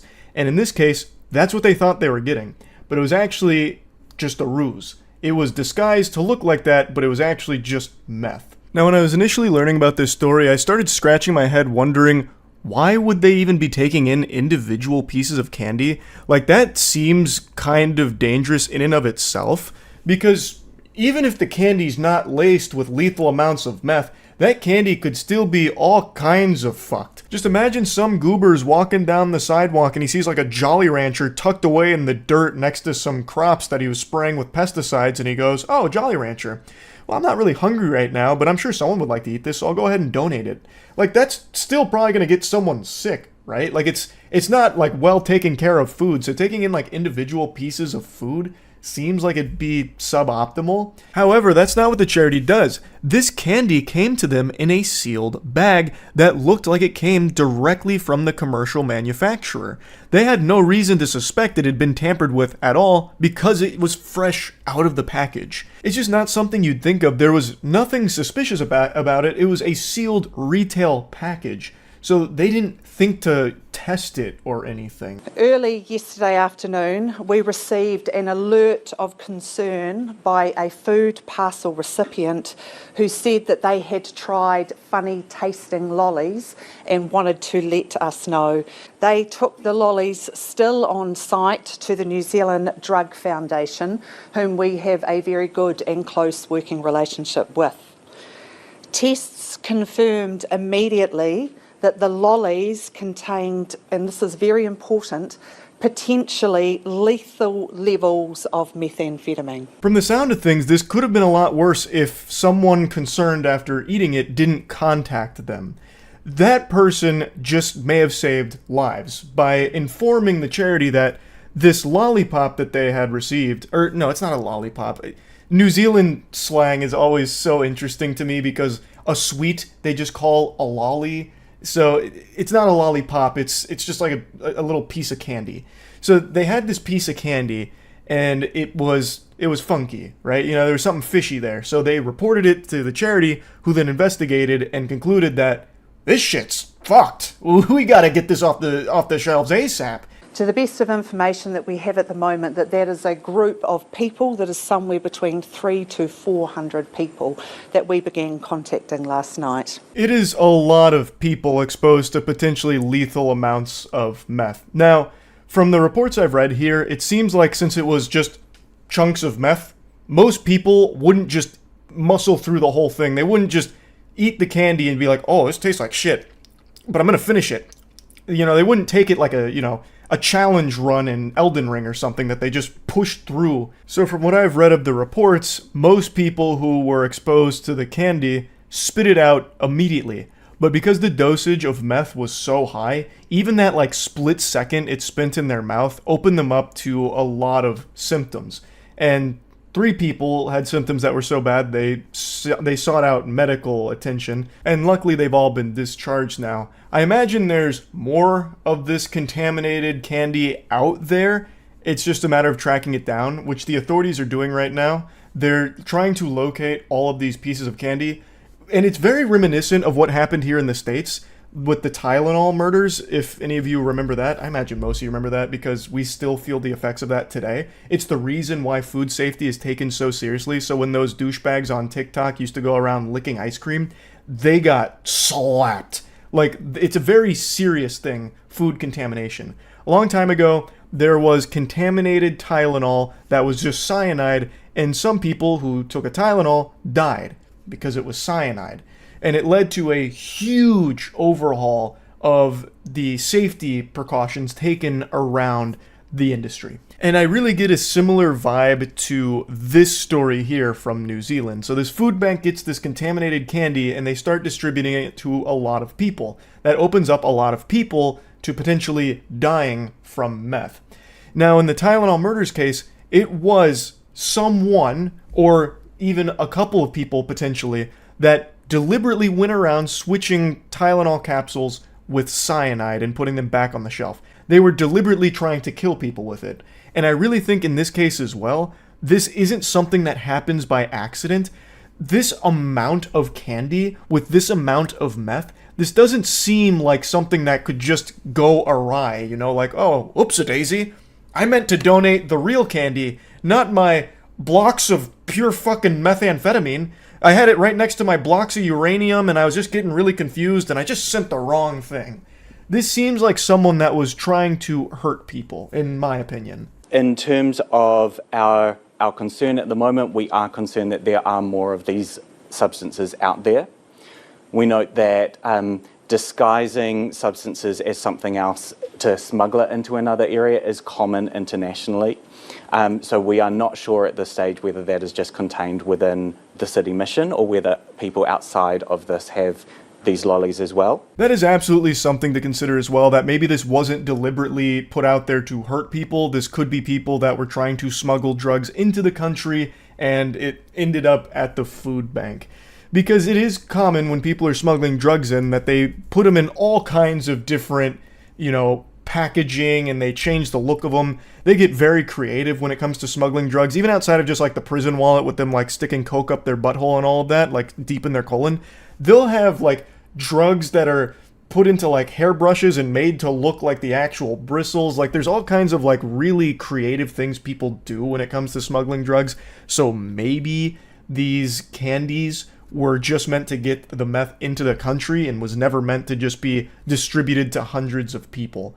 Because again, that is like, it's a huge amount of money they lost doing that. But the reason that I feel like it was probably deliberate is because it'd be really hard to somehow get those drugs into the country in this disguise and then forget about it and donate them. That just doesn't, to me, that just doesn't compute. Like, I feel like if they went through the effort of individually wrapping all of this meth to look like this commercially manufactured candy, why would they then donate it? Like, how would they misplace it or get it confused and start donating it? You know what I mean?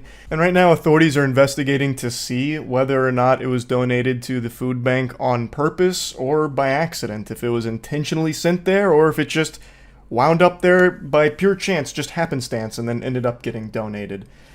So maybe my perspective on all of this is just tainted because of the Tylenol murders, where I'm just assuming that anything that's this level of contaminated product is done deliberately to cause chaos and harm. Police will also be investigating the origin of the methamphetamine, and there is a perception that it has been imported into New Zealand. We are aware of 3 people that have sought medical assistance as a result. None are currently in hospital. The police are currently trying to figure out the origins of the drugs as well as recovering all of them that might still be out there. They've apparently recovered 16 pieces so far, and then it's still unclear how many had been accidentally distributed. It could have been 1 packet containing 20 to 30 individually wrapped pieces, or 2 or 3 packets. They don't know yet, but they're trying to get it all taken as quickly as possible so that way more people don't, fall ill to it. If anyone from New Zealand is watching this, I would advise maybe just avoid the pineapple flavored boiled sweets for a little bit, just to err on the side of caution. I'm not an expert or anything, but it might be better to just be safe, You could probably go a little bit without the pineapple flavored boiled sweets to avoid just eating meth, So, yeah. Hopefully nobody else, gets this contaminated candy. And, hopefully everyone who has consumed it doesn't face any, long-lasting problems or anything from it. That's about it. See ya. I just watched an extremely interesting case presented by the Law and Crime Trial Network that I just had to share with all of you because it really feels like the plot line to a late 90s soap opera. It's got an evil wife, and let me tell you, she's a real battle axe, and she's hatched a nefarious plan to poison her husband for life insurance money, allegedly. I hate that I have to use the word here because the overwhelming amount of video evidence and everything makes it very clear that that's what was going on, but apparently you gotta say that word when talking about something like this. But anyway, that's not where the whole story stops because the husband becomes aware of it, but can't act on it right away, so has to continue to play along with the woman that's actively trying to kill him. And then when he eventually takes it to authorities, they initially don't act on it, so then he has to gather even more evidence. It's just so fucking wild, and I just have to show this to all of you, because this really does feel almost make-believe. It feels like something Darman would write if instead of making, don't judge a book by its cover videos, he made murder mysteries. A military wife is now charged with attempted first-degree homicide after her husband allegedly caught her on camera pouring bleach into his coffee maker. He says it was all to get life insurance benefits. It really does make me giggle every time allegedly is thrown out in a case like this where you can actually just watch it happen on the fucking Jumbotron. And especially with this one because the husband was super thorough with all of the hidden cameras he set up. So you can get like a 360-degree video of all the poisoning attempts. You got every goddamn cinematic angle imaginable. And yet still allegedly poisoning attempts. Again, I fully understand why they have to keep saying that word here because she hasn't been found guilty in court yet of all of the charges.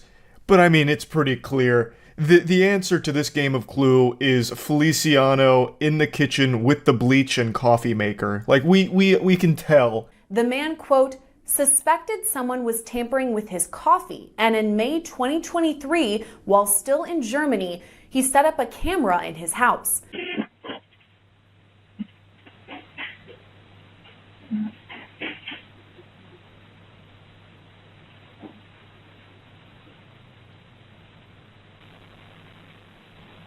The husband alleged his wife used bleach as a form of poison, storing the chemical under the sink. This is one of many videos that capture her pouring bleach into his coffee pot, so he became alert to something a bit off about his coffee and suspected tampering with it, and I imagine he was able to taste something was wrong immediately. Bleach is like one of the most agitating chemicals you can ever fucking ingest. Like, coffee is not going to disguise it. It's not like the perfect Trojan horse to deliver bleach into your system. You'd probably take a single sip and immediately go, pooey, yucko, wow, like, ouch, that doesn't taste like coffee, it tastes like fucking poison. You would have better luck shitting into his coffee pot and hoping he doesn't notice. There's at least a chance coffee can mask poop, but not bleach. Like, even if you have no taste buds, you would probably feel something is wrong with your coffee with bleach being mixed into it. So immediately, I imagine, he was tipped off that something was very awry here. So he set up the camera. I don't know if he immediately suspected it was his wife. Maybe he thought there was some kind of like burglar coming in to fuck with him and pour bleach into his coffee pot or something. I don't know if he immediately started to point fingers at his wife. I imagine he probably did, because I mean, who the fuck else is going to break in there and pour coffee or pour bleach into the coffee, unless it's like the Tooth Fairy out for revenge or something. So I don't know how surprised he was to see that, but I still imagine that that was traumatizing to know that the person that you are married to, the person that is the most important person in your life, is actively trying to kill you. Court documents state that at the time, during May 2023, the husband, quote, stopped drinking the coffee but continued to pretend to drink it as he did not want to make a report of this while in Germany. He said he knew his wife would continue poisoning him and wanted to submit a report while in the US. This is such an interesting conundrum.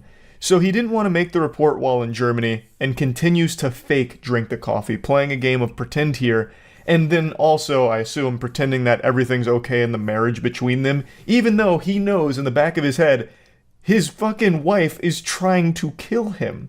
And his wife doesn't know that he knows, so she continues to make attempts to poison him. When I try and picture this situation in my head, I immediately just start thinking about the movie Mr. and Mrs. Smith, but without, like, the guns. So instead of, like, dumping lead at each other, shooting at each other, it's his wife really insisting on trying the coffee. A new recipe, perhaps. So, and he's just like, oh, this is good, very good, but he knows. 1 month later, in late June, the family returned to the United States and was stationed at an Air Force base in Tucson, Arizona. At that point, additional cameras were set up. Video captures Feliciano Johnson pour something into the coffee pot and look over her shoulder to see if anyone is watching. By early July, her husband reported his findings to the Tucson Police Department. So this ruse continued for over a month, with the husband pretending to keep drinking the coffee, giving his best Oscar-winning acting performance. Honey, this coffee is so good. Wow, delectable. Rubbing his tummy, all of that. I also can't help but wonder if he tried to, like, mess with her a little bit. Not trying to poison her, obviously, but, like, make her believe that the poison was working. Like, did he start faking a sickness or something? Did he start, making it seem as though he was falling ill in order to see how she'd respond? Like, he just, puts a thermometer in his mouth and he's, like, looking real pale and he's like, oh, babe, I don't know what's going on. I'm not feeling too good. Making a bunch of, like, coughing noises to see how she reacts to it, to try and catch her with, like, joy in her eye that her plan is working.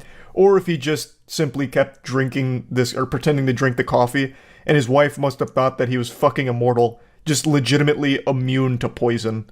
Which is a pretty scary thought, and pretty concerning considering he lived with her and went through this for over a month now, with someone actively trying to murder him. And if she really thought that bleach had no effect on him, like he was just built different, bleach doesn't work, I just would be worried that she'd try other things that maybe he didn't pick up on, or wouldn't have picked up on if it continued, you know what I mean? But anyway, he gathered all this evidence and then he brought it to the authorities. Showed the officers at the front desk the video, but since you could not clearly see what she was pouring into the coffee maker, the report was taken with no follow-up. At that point, he purchased additional cameras disguised as fire alarms. He set them up in the laundry room and in the kitchen area where the coffee maker was located. So it wasn't actionable evidence because they couldn't clearly see what she was pouring into the coffee maker. So the guy says, alright, fuck it, check this out then. You need more? I got you with more. So he sets up a ton of cameras, gets every possible angle here. He's got so many cameras set up, he could probably render his whole house in VR with this kind of setup. So he's got everything covered. Now you can clearly see that she's pouring bleach into the coffee maker in certain videos. And he even goes a step further by conducting his own at-home experiments to confirm his theory.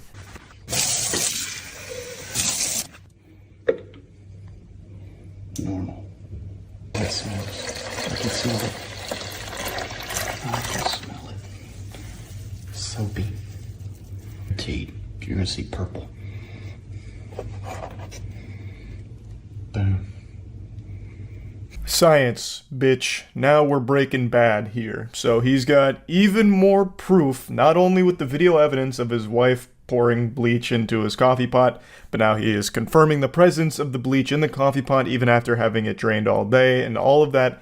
Now he has an overwhelming amount of proof against his wife. Feliciano Johnson was caught on camera multiple times, appearing to pour bleach in the laundry room, walking it into the next room, and then pouring it into the coffee maker.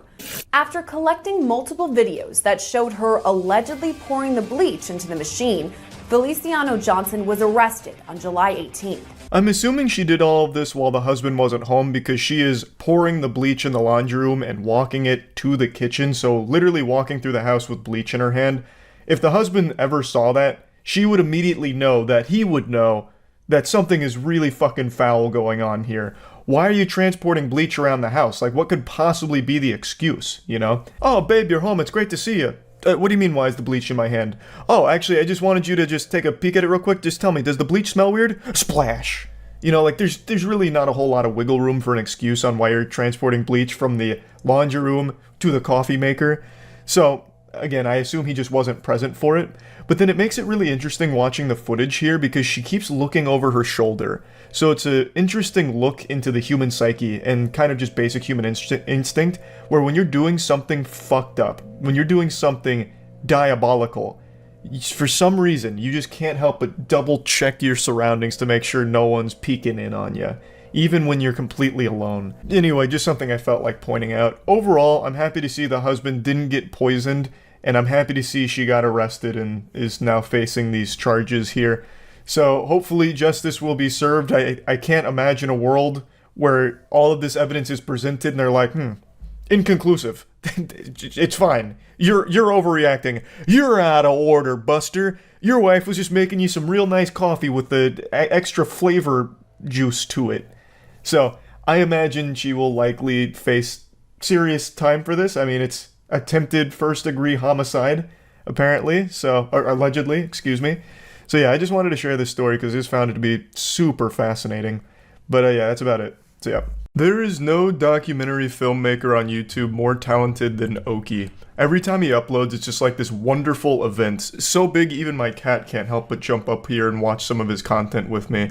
I think Oki's Weird Stories is one of the best channels on YouTube, and he recently uploaded another banger covering a story that I'm sure most people aren't familiar with, so I'm going to show you some clips from that. I am also going to put a link to his YouTube channel and Patreon in the description below. Go support him, please. I think he makes amazing content, and he's just such a great guy. He's super nice. Every time we've talked, he's been nothing but wholesome, and he's got these incredible ideas for the future of his channel, and I just can't wait to see them unfold. So definitely go check out his channel, and if you're feeling inclined to help him reach his goals, then check out his Patreon. It's all below.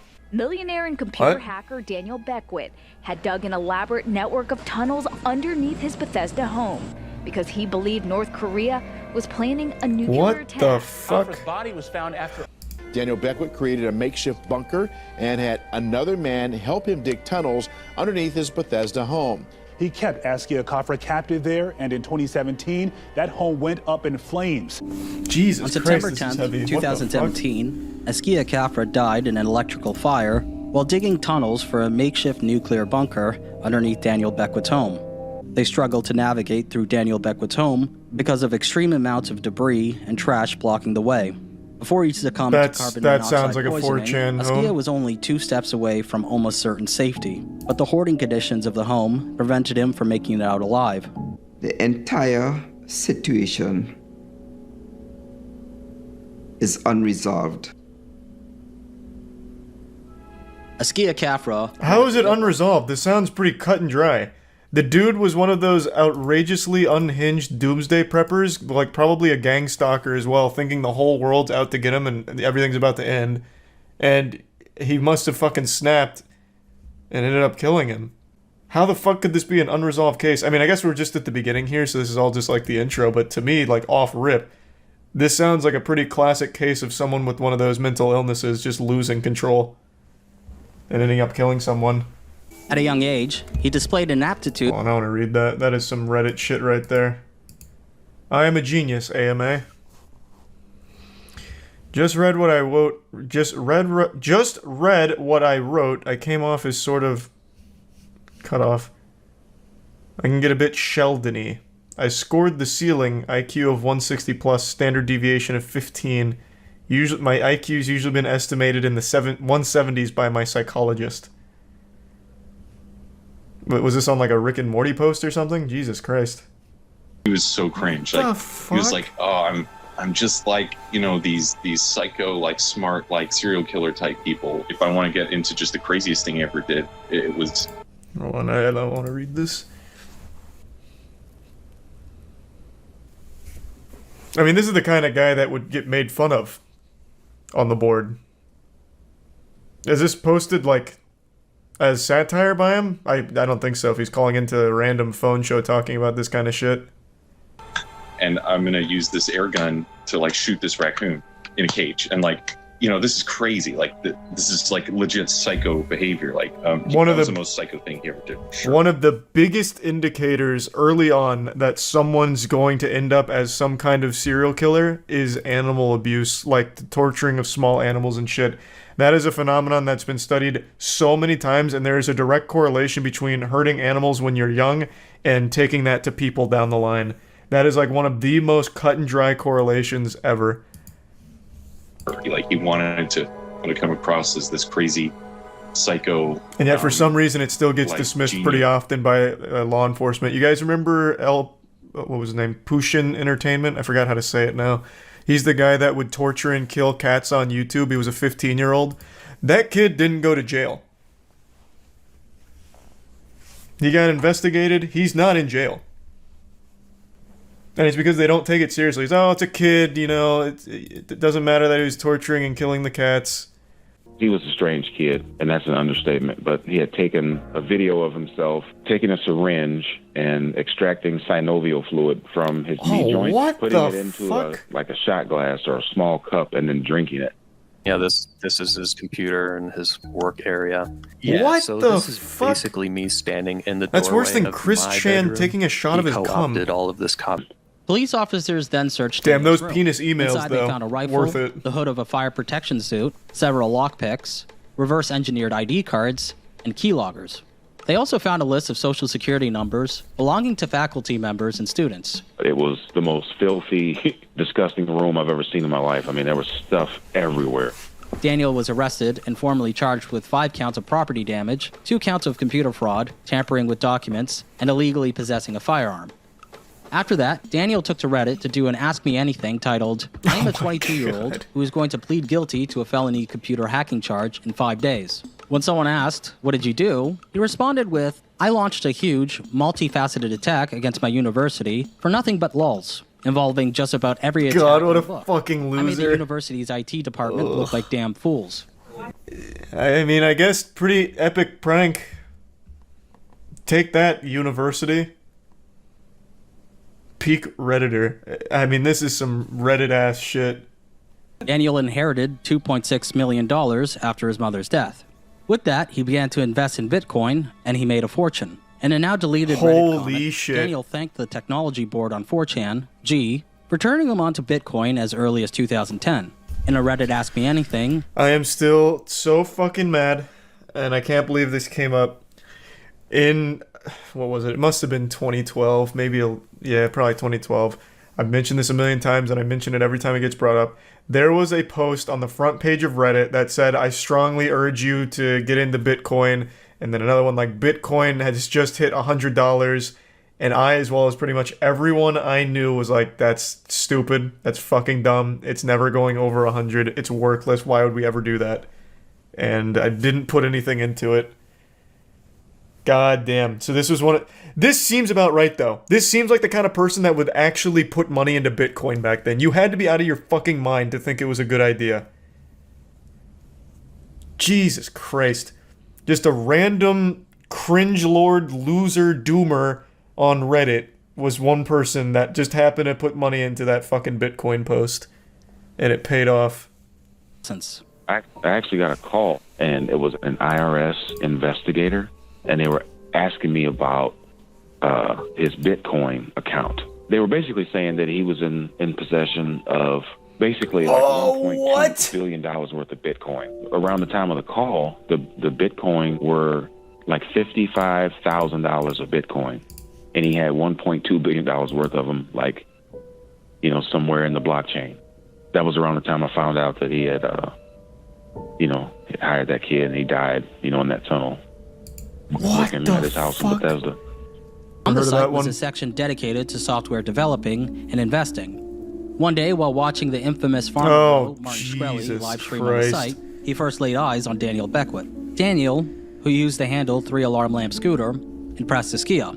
Not only did he seem to be friends with Martin Shkreli, but he also claimed to be a multimillionaire investor and hacker.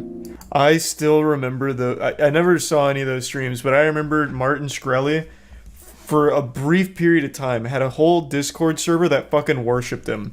Kai and I went in there one night because we were curious and just wanted to laugh at the clowns that were, for some reason, sucking the dick right off of Shkreli's body. And Martin Shkreli was sleeping on a voice call, and they were freaking out about how lucky they were to hear him sleeping. It was so unbelievably fucking pathetic. God, that whole community was awful. And when he did get arrested, I don't remember exactly what happened, but they were like, "No, this is outrageous. He didn't do anything wrong. What? Oh my God, this is blasphemous!" Fucking crying, losing their mind over it. It was a cult. Martin Shkreli's farmer bro. He's the guy that did like the 10,000% heist price hike on Fuck, what was it? What drug was it? I don't remember now. Insulin? Was it insulin? Yeah, I think it was insulin. And I remember him saying that, you know, I thought it was kind of odd. Like, oh, interesting, this guy's a bunker. You know, what do you have a bunker for? And I remember him saying, you know, I've been building this for a while. You know, it's just to keep myself protected and safe in case of a nuclear war or a nuclear disaster. With Daniel's fucking funding, huge they red bought flag. brand new tailored suits Wow. in preparation for their meeting with the Teal Fellowship manager. All they had to do was make it to the meeting on time and make a great pitch. But unfortunately, that didn't end up happening. I don't remember how, but we somehow end up putting in the wrong address. But we end up going to the wrong location. At that point, we're just like, we're just freaking out. You know, we don't know what to do. And we get to the meeting and we're about maybe 15 minutes late. Why a red flag? He isn't wrong. Is that bait? Hey, excuse me. I've got to go back down to my bunker for my canned food just in case of a nuclear war breaking out real quick. Are you serious? That has to be bait. That's like actual gang stalking behavior. There's nothing wrong with being prepared. I think there's a level to it. When you're building an underground network of tunnels and a bunker because you're afraid of a nuclear war going down at any minute, that is a mental illness. I'd literally... Oh my God. I can't tell what's bait and what's not. I don't think that's crazy. There's nothing wrong with being generally anxious about things. I have a flying phobia. It's irrational, and I recognize that, but it's a phobia, right? I think that's totally fine to be like, I have a fear of nuclear bombs going off at some point. But then it has to be this barrier, like this filter in your mind where it's like, that is a little irrational. Maybe I shouldn't build a fucking multi-million-dollar bunker because I'm afraid of this disaster happening. And maybe I shouldn't be wearing a bulletproof vest anytime I'm out in public. It's not crazy at all. Do you go outside in a bulletproof vest every day? Might be multi-purpose bunkers also work for general apocalypse scenarios. What in the world is wrong with you? What do you mean? There is a problem when your entire life is revolving around a fear. So much so that you're building a bunker to avoid the imaginary boogeyman of an apocalyptic scenario unfolding where you need this bunker to be the last human being on Earth with your canned food and prepping and wearing a bulletproof vest anytime you're out in public. That's not even a hot take. That is a problem. I get shit for being afraid of going on a plane, and rightfully so. I get that it's irrational. How in the fucking world can you possibly try and justify a man spending so much on this bunker and wearing his bulletproof vest out in public, and then eventually hiring this man to dig out the underneath of his house for an underground network of tunnels because he's afraid of North Korea nuclear bombing his house? That is like schizophrenic behavior. That goes above gang stalking. He asked me to stop the car, and he jumped out the car and went by somebody. He came home afterwards, you know. But you see, you also, as a father, you have to be careful that you run off a child permanently. Many things I told him, he would rebut it and tell me Beckwith was competent at that, Beckwith was competent at that. It was like Beckwith was a Superman. It was so... It's crazy what you can ignore when you have that much respect for someone. I remember definitely the first time around, I just started screaming to all the neighbors, you know, help, help, fire, fire. What were you thinking was going to happen to him at that point? I was hoping he'd either run out there or he'd go out the back window. This big window Big here. window there, or the window well. Well, this one's got bars. Well, that's not the window. Yeah, that one does have bars on it on the side. I don't think he could get out there. That doesn't He have put bars on his... Well, of course he put bars on his windows. He's got a fucking bunker and tunnel system And then there's that window for well nuclear war. I thought he also could have got out there. Of course he barred his windows. Well, preferably, he would have just gone down into the tunnels and gone out the backyard. Why didn't he do the obvious? Come to my voice. I am on the safe side of the basement. There's not much smoke on my side. There was a door there. He indicated that he went... Yeah, I mean, I think this is absolutely a murder. Wasn't it possible? I completely agree with the dad here. Daniel said that he tried to get inside the house to save Askia a total of 4 times, but that he was driven back by the overwhelming heat. During his attempts to enter the house, he said that he removed a propane tank, gas cans, and other combustibles. On the way out, you told me originally that you took a couple of gas cans. Yeah, but I never found those. Well, one was supposed to be in the front yard and the other was on the side. Okay, so I didn't get that. So somebody might have walked off with them. Jeez. Okay. I'm no expert here, but this looks like some absolutely fucking terrible acting that I'd see in like a bad Hulu original like The Grim Cuddy. What? Someone must have walked off with one of the gas cans that I was put in the front yard? Jeez. He said that I will say, and before we continue, people are asking, well, why would he kill him? Clearly this guy is unhinged. I think that much is very obvious. He's very worried that everyone's out to get him. He wears the bulletproof vest when he's out in public. He duct tapes Askia's eyes, blindfolded him to get him to the tunnels. Duct tapes his eyes so that way he's blind when he goes outside for fresh air because he's afraid Askia may turn on him at some point and tell people where his bunker is. So I think what may have happened is he got this fucked up idea that Askia was plotting to reveal his location or turn against him, and he killed him for it. That would be my guess.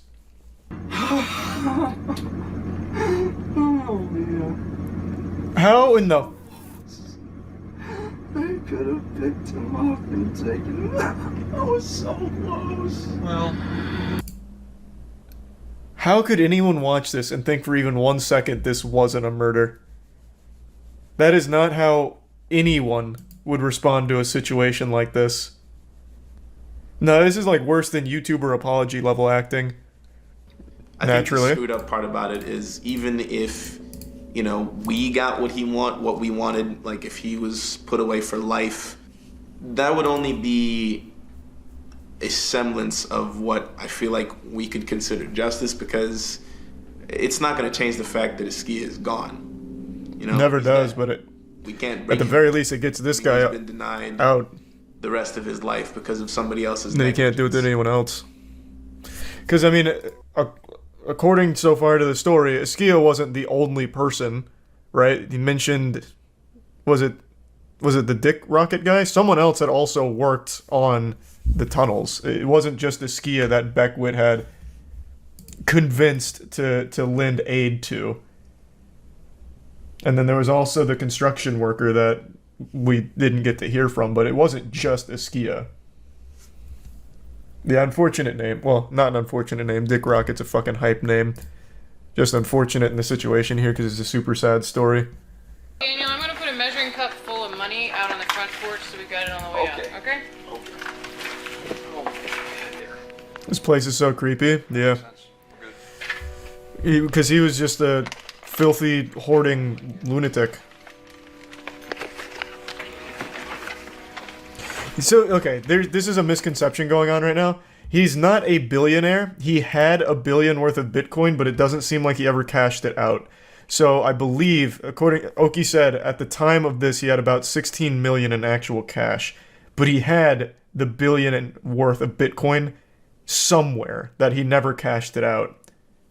So he's not actually a billionaire if he doesn't have access to it. And it looks like he never cashed it out. But yeah, multi-millionaire. Very, very wealthy.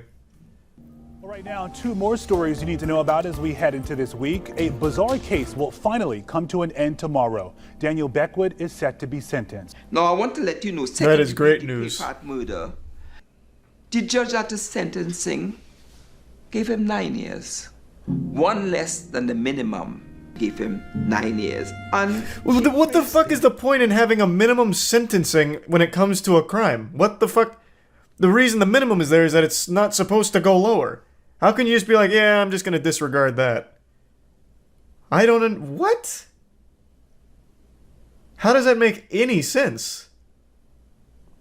I don't think he paid off the judge. It doesn't seem like he had access to his money. That makes no fucking... It's a goddamn law. Like by giving less than the law dictated minimum, wouldn't that be breaking the law from her? What? Can that happen? What about my feelings? Don't I matter? You know? You are praising this gentleman who did a criminal act, who 12 jurors believe committed... Okay, how about this? Even if he didn't kill him on purpose, which I really do still feel he did... What the fuck does he offer society? He walks around in a bulletproof vest and hires people to work on an underground bunker in complete secrecy, blindfolding them, refusing to let them outside with their eyes open without giving them duct tape glasses, and just sits in his fucking hoarded, shit-stained, diaper-filled house. What is he offering to society? But he doesn't even offer money. He doesn't spend his money. Half of his money was in fucking measuring glasses. He doesn't even fucking spend it. That makes no sense. That actually makes no sense. Now I am starting to believe the conspiracy that he did somehow pay off someone somewhere. That makes no sense. No sense.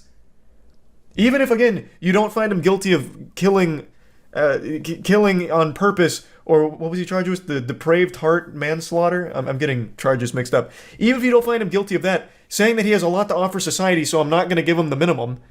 But he, for the last fucking 20 years, has done nothing but live in a hoarder's house and build an underground network of tunnels because he's afraid of a nuclear fallout.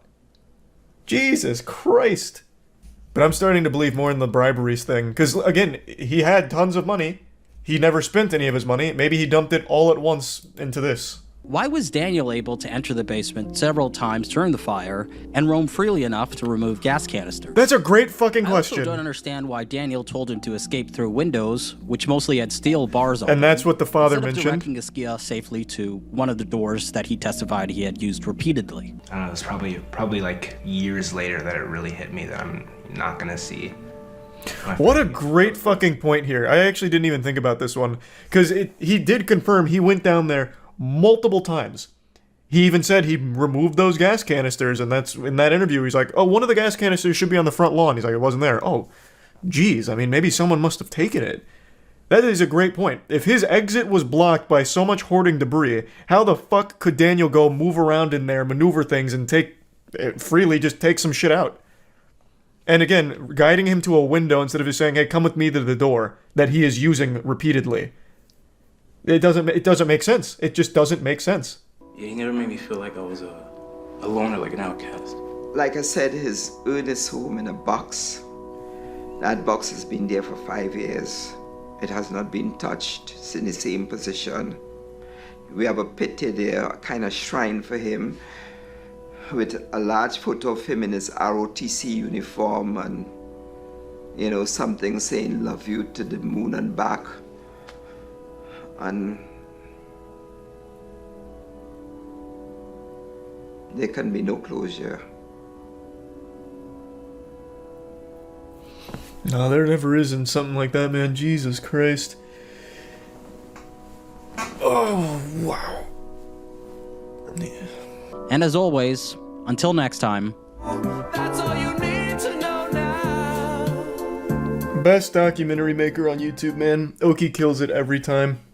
If you're a fan of documentaries, absolutely go support his Patreon. Absolute bangers, nothing but. And he's a great guy. Man, that video made me mad, though. Not because of Oki. The story made me mad. That is very frustrating.